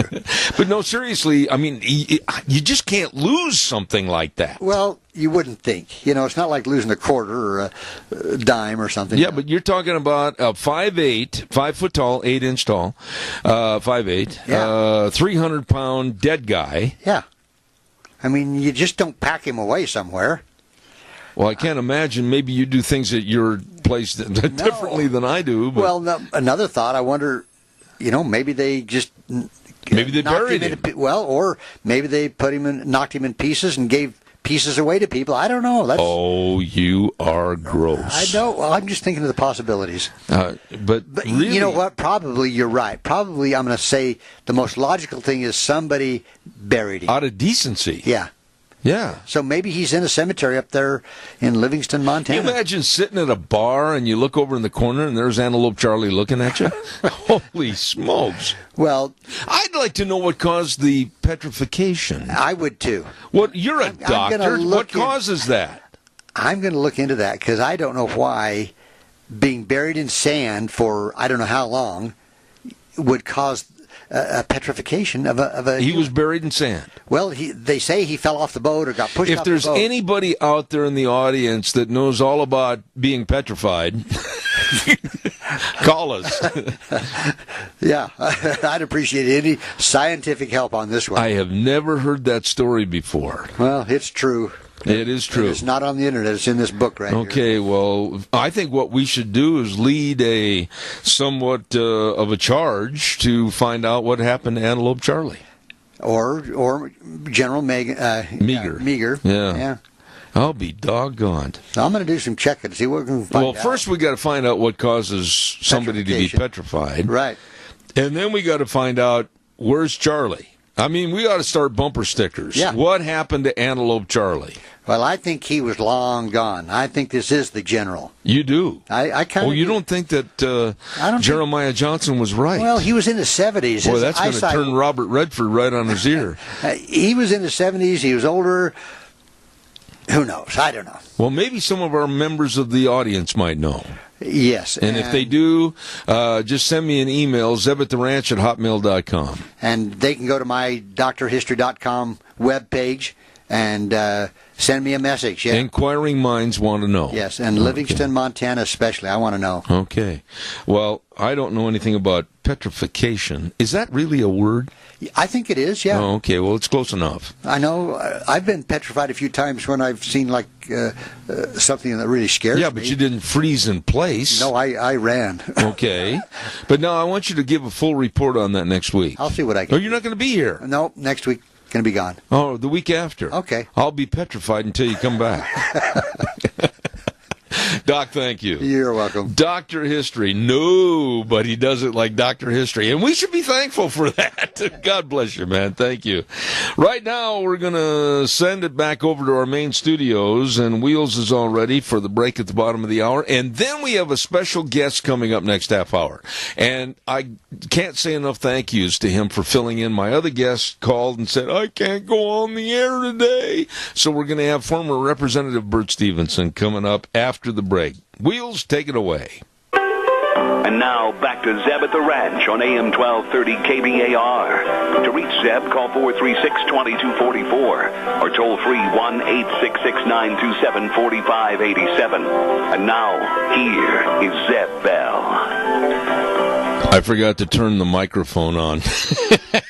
Good morning, everybody. Hey, don't forget our dear friends at A Child's World and Ambulatory Surgery Center. They bring you school days in Cassia County on Thursdays at 10:10. Child's World, of course, with all the clothing and the baby furniture and the games and the puzzles and the toys, and also they've got all the Cherokee scrubs. It's a family store. You stop in and see them today at 1308 Overland in Burley, A Child's World. And then don't forget, for your outpatient surgeries, the Ambulatory Surgery Center at 1344 Highland in Burley. Number to call, find out more how they can save you money on life-saving colonoscopies, carpal tunnel syndrome, arthroscopic knee surgery, all of this and so much more. 677-8888. Don't forget, Ambulatory Surgery Center and A Child's World, bringing you on Thursdays, school days in Cassia County at 10:10. Right here on Zeb at the Ranch. We are so blessed to have with us on the program not only a listener, but a longtime friend, and absolutely has served Idaho as a longtime representative up at the State House. Let's give a nice round of applause, everybody, for former Representative Bert Stevenson. Good morning, Bert. How are you? Well, I'm fine, Zeb, and I told Deanne that we're going to talk about a couple of different things today. I hope that's all right with Zeb. It is, my friend. What's on the hot button right now, first of all? I wanted people to be aware that tomorrow they're having a natural resource interim committee meeting to deal with the issue that's up there in Water District 63. That's the Boise River. And what they've done is they've been working for years, and they've either got to make a decision now, or the legal people's going to get involved, and the water users up there have worked out a deal that they have And so they're going to discuss that tomorrow at the interim committee for the natural resources. Okay, now, what's going to take place up there, Bert? What makes this meeting and this happening so important? Well, Zeb, it isn't very often that we'll have... You've heard the governor talking a little bit about having a special session. Yeah. And this is a precursor to that, to make sure that everybody knows what the issue is and get a chance, particularly the legislators. And so the interim committee is the committee that meets for natural resource issues when the session's not in, or when the legislature's not in session. Okay. All right. But anyway, that's and I wanted people to be aware of that. They can, if they go on to the Idaho legislative page, they can listen to that tomorrow afternoon. It's at 1:30 p.m. at the. It'll be held there in the Lincoln Library up there, Lincoln Auditorium up there. Okay, what's the other issue that you wanted to bring forth? Well, the other issue is next week, Monday and Tuesday, is the Idaho Water Users Association's meeting in Sun Valley, and this will primarily involve all of the irrigation districts in the state of Idaho, and some of the rest of us that are water junkies and the water board. We attend those meetings, and some of the things that we're going to be discussing there will be the Bear River. We've had some problems, or there's been some discussions that we'd like to increase the storage a little bit of the Bear River. Mm-hmm. Who owns that? Whether it's going to be the power company who regulates that Bear Lake, or if the states are going to get involved here and divide that water, the additional water between the two states. And so we've kind of worked out a deal there, and I think come along. But they're going to report on that up there at the water users, along with the report of the governor's conference are really pushing to do away with or to modify the Endangered Species Act. Bert, let me ask you this. Do most communities and most community leaders within the state of Idaho and other people really understand the dangers and the perils of water and the use of water and the having of water in the state of Idaho? Do they really understand how important this is? Well, Zeb, I think as long as people can turn their tap and get a drink of water, that they're totally satisfied with the way things are. And we've had, over the years, there was a time when California wanted to take our water. That was when the Water Board was created to have a voice that they had to climb over it. It just made the hurdle a little higher. And then since then, Zeb, we've had the Endangered Species Act has made it probably as much of a disaster for Idaho's water as any place, and it isn't any different than happened in the Klamath Basin in Oregon there. Right. When the fish and when the suckers, actually, the sucker fish, ended up getting the water, and those farmers were out. This is a serious thing for us, in that we have to protect our water. Well, let me ask you this. We have to be at the table to have that discussion. Yeah. Bert, let me ask you this question. I mean, I've traveled all over the United States, and I've got friends in every state thanks to my rodeo business. And when I go down to California and I go through the San Joaquin Valley, and I know the farmers and ranchers down there in that area very well, and some of the absolute insane regulations and restrictions put upon them in the breadbasket of America, the San Joaquin Valley, how much of that idiocy is starting to go and grow like a cancer into other states that might come up and affect agriculture here? Well, Zeb, one of the serious things is people don't understand. They think their food's going to be here, and if it isn't, ship it in from Mexico or wherever. And as long as they got food, then let's keep everything pristine as it was when the pioneers come across. Yeah. You and I know that this valley here would be nothing more than a desert. That's right.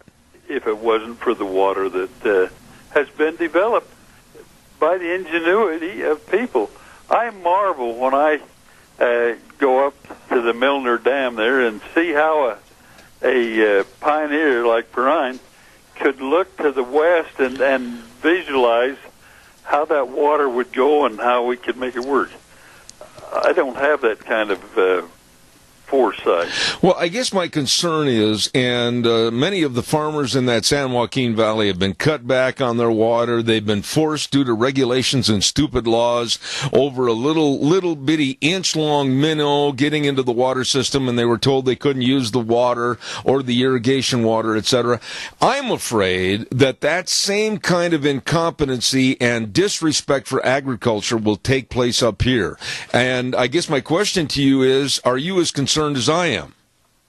Well, Zeb, I am, and let me tell you what happens. The judge last April, the judge determined. I just had a plane go over, and I thought he was coming in the house. Sorry for the interruption. It's all right. But they asked for more spill at the Columbia River dams.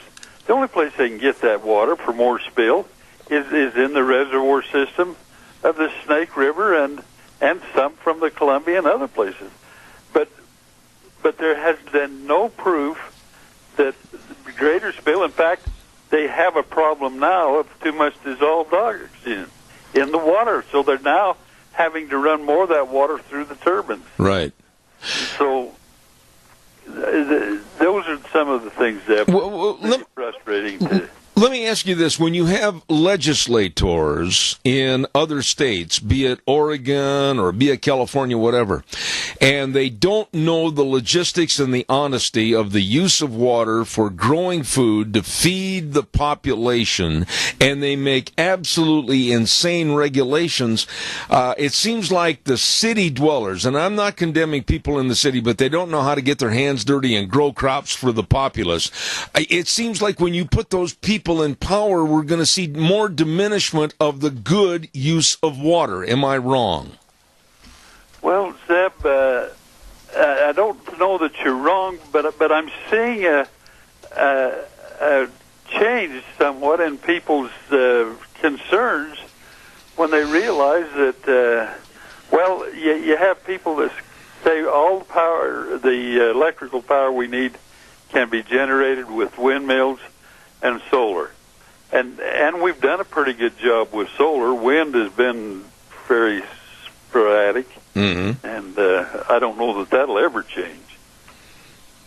But what about the water itself? I mean, we need X amount of water to keep our farms and our growth factor for our food, and the idiocy and the incompetency, and those are my words, of saying that extra water going down the Columbia for a fish flush, which basically doesn't do anything more but cause a ripple for the seals to eat the fish at the mouth of the Columbia anyway, what good does that kind of thinking do?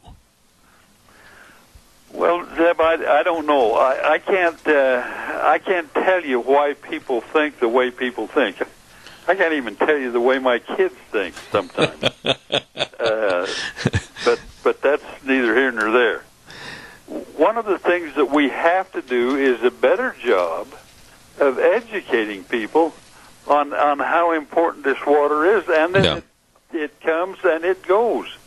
The last 2 years we've had a tremendous amount of water. Our reservoirs are now, this morning I think, is 96% on the upper Snake here, full, and it looks like they're going to fill pretty easily. Let me ask you, Bert, in regards to more people coming into, let's just use our state as an example here. There's been predictions that we could see huge amounts of increases of people moving in, wanting to buy property, wanting to build homes, etc. Where is all this water going to come from? And that is a not exhaustive source. I mean, what's going to happen here? Well, Zeb, that's one of the things on the Boise River right now that we have some concerns. Part of the year it floods and people have built houses right down on the river. Yeah. And so they say, get rid of that water early in the year to so it doesn't flood my house. And other people say, well, I need that water later in the year. And that's going to be that'll be a tough one to work our way through. Yeah. On the Boise River. Simply because of the growth all of the way down that to the Oregon border. Right. Bert, politics in general, I'm so glad you're on the phone with me this morning because we're seeing kind of a lull, if you will, between the primaries and the fall elections. There are 8 states today that are having primary elections. What do you think the trend is in this country? Is it an anti-Trump trend? Is it a pro-Trump trend? What do you see in politics as far as what's going to happen in the primaries? Zeb, it's an anti-Trump situation, and I can tell you that well, I shouldn't even express my feelings because I have a feeling that some of the tragedies that we have, both in politics and in school shootings and that, is generated as a result of this continual broadcast of the same thing day after day after day. And you and I'm kind of glad when I can listen to Zeb Bell. There was once I didn't agree with you, Zeb. One time, huh? I appreciate that. No, I think I know what you're saying, and I understand. But the animus that's going on in this country, and I'm going to call a spade, from the liberal left and the Democrats, not standing on a platform that's going to make America better or give ideas that might make everything better, but a platform of hate, what good is that going to do anybody? Well, Zeb, I don't know. The one thing I've been kind of impressed with, I don't know that I'm that far right person, but I can tell you I've been somewhat pleased with what Trump has done and the things that he's accomplished. Yes. There's some more things I wished we could get done. We've got to sometime address the immigration thing. Yes. And one thing we've got to have, we know that we need labor here in the agricultural community. But we had a Braceros program 50 years ago that was working really good. People came in, they worked they hold my beats and went home. Right.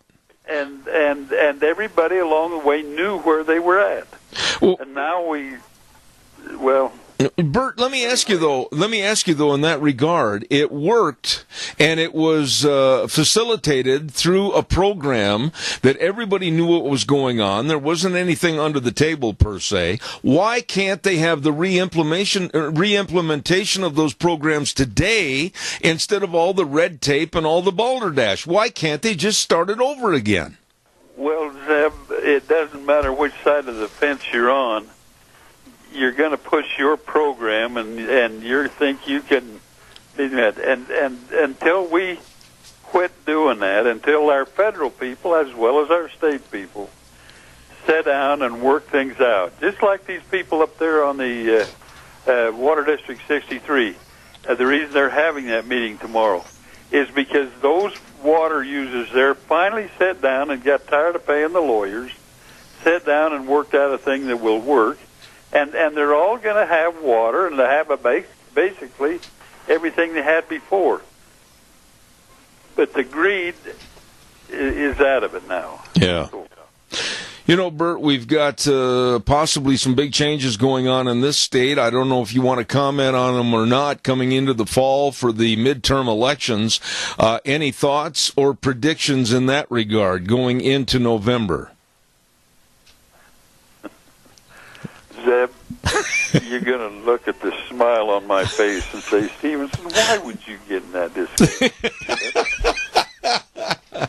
Okay, Bert. And this is going to be interesting, Zeb. We have two people. Brad Little, as fine a man as I've been acquainted with. Yes. And you have Paulette Jordan, who has a lot of support from the younger generation. Mm-hmm. And that'll be interesting to see how that one plays out. I absolutely give you kudos for the way you handled that. My dear friend, former Representative Bert Stevenson and his lovely wife Elaine, God bless both of you, and thank you for coming on the program this morning, Bert. God bless you. Hey, Zeb, I have one more thing. Yes. Can I tell your people here? We have been doing a lot of work with Recharge, and this past Friday, our report said we have 532,000 acre-feet of water that we have recharged in the state of Idaho. That's over double what we had anticipated we could accomplish in any given year. Wow. Deb, let me tell you why we can do that. Heavenly Father has blessed us with an abundance of water and snow and rain at the right times. I could not agree more. I'll get off here. No, absolutely. I appreciate you. Thank you so much for your kind words, and you're always welcome. Bert Stevenson, thank you. God bless. Okay, thank you. Thank you. I have the utmost respect for that man. He's been a friend to Deanne and I, along with his lovely wife, Elaine, for years and years, and he knows. If there's anybody that knows water issues, it's that man right there, former Representative Bert Stevenson. Thank you very much. Oh, my, I've got to get a weather forecast on here right now, and I think you're going to like it. Our weather brought to you by Scarrows Meats, 331 North Road, Jerome. Oh, my goodness, the telephone number to give Don and his crew a call, 324-7657, or you can go to their website, scarrowsmeats.com. Oh, delicious meat, smoked turkeys and smoked hams and marinated prime ribs, all the different bacons and the breakfast sausages and the brat. I love bratwurst. Oh, ho, ho. All of this and more at Scarrows Meats in Jerome. Right now, here's the weather. Hey, it's another beautiful day here in the valley. Here is your weather forecast for Zeb at the Ranch. We are expecting sunny skies for today. Winds out of the west right around 10 miles an hour and a high of 81. Tonight, mostly clear skies with a low of 54. Tomorrow, even better, mostly sunny skies with a high of 86. Now, for late tomorrow afternoon and into the evening hours, we do have a 20% chance of showers and thunderstorms before midnight, mostly cloudy skies with a low of 55. For Thursday morning, that could carry over. However, mostly sunny skies and a high of 80 by Thursday afternoon. Thursday night, slight chance of showers and thunderstorms before midnight, partly cloudy with a low of 53. For Friday, sunny and 84 and up to almost 90 degrees for Saturday. That's your weather for Zeb at the Ranch. Holy moly. Break out the deodorant. It's going to get warm. I tell you what, it sounds good, though. Scarrows Meats bringing us the weather this hour, and they're located at 331 North Road, Jerome. Don't forget that telephone number, 324-7657. Scarrows Meats, they're changing the way we eat, one delicious bite at a time. Delicious. Don't forget again, Sportsman's Warehouse at 1940 Bridgeview Boulevard in Twin Falls brings you the Old Fishing Hole with Josh from Sportsman's Warehouse on Thursdays at 10:32, and I don't know where he's going to be fishing this week while we talk to him. He's going to be either out in a boat or he's going to have his waders on and he's going to be out fishing for trout. He's going to tell us when we get on the program Thursdays at 10:32. Don't forget, too, our major sponsor, I've got to say thank you to them for being with us for a long, long time on this program. All your Magic Valley Les Schwab Tire Centers, all 7 of them, and they're serving you to get ready for a road trip. Yep, if you've got a trip planned, maybe you're going to go back east, maybe you're going to go down to Disneyland, wherever you're going, get ready for that road trip with the best of tires from your Magic Valley Les Schwab Tire Centers. Absolutely. For your car, check out the on sale right now Ultra Z900, or for your pickups and SUVs, the Backcountry All-Terrain. All of these tires, all the different tread designs at all 7 locations of your Magic Valley Les Schwab Tire Centers. And if you got a road trip planned, don't forget a free pre-trip safety check, including the air tire pressure, and of course brake components, wheel and front end components are checked, shocks and struts, battery including a load test. They want to make sure that when you leave for that road trip, you're going to get to where you're going and then be able to turn around and come back safely. All of this and more with the best of service at all 7 locations. Lane in Rupert, Dave on Blue Lakes and Twin, Mike in Buell, Mike in Jerome, the Twist family in Paul, Daniel on Poline in Twin Falls, and Randy on Overland in Burley. The best, your Magic Valley Les Schwab Tire Centers. Tomorrow on the program, and I'm hesitant to say who's going to be on because today we got shot full of holes. Nobody showed up, with the exception of a few like Bert and the others. Thank you. Dave Bego's planning on coming on the program. A gentleman by the name of Dan Joseph going to be talking about trade policies. Doug Giles is going to be on the show, and we're going to have a lawyer from the Pacific Legal Foundation on at 10:30. Those are just a few of the great people. We're going to unsaddle the horse right now, let him rest. We've ridden for 3 hours, and we're going to be back here tomorrow morning at 8:06 with more Zeb at the Ranch. And remember, like we always say, the way things were are the way things ought to be. See you tomorrow morning.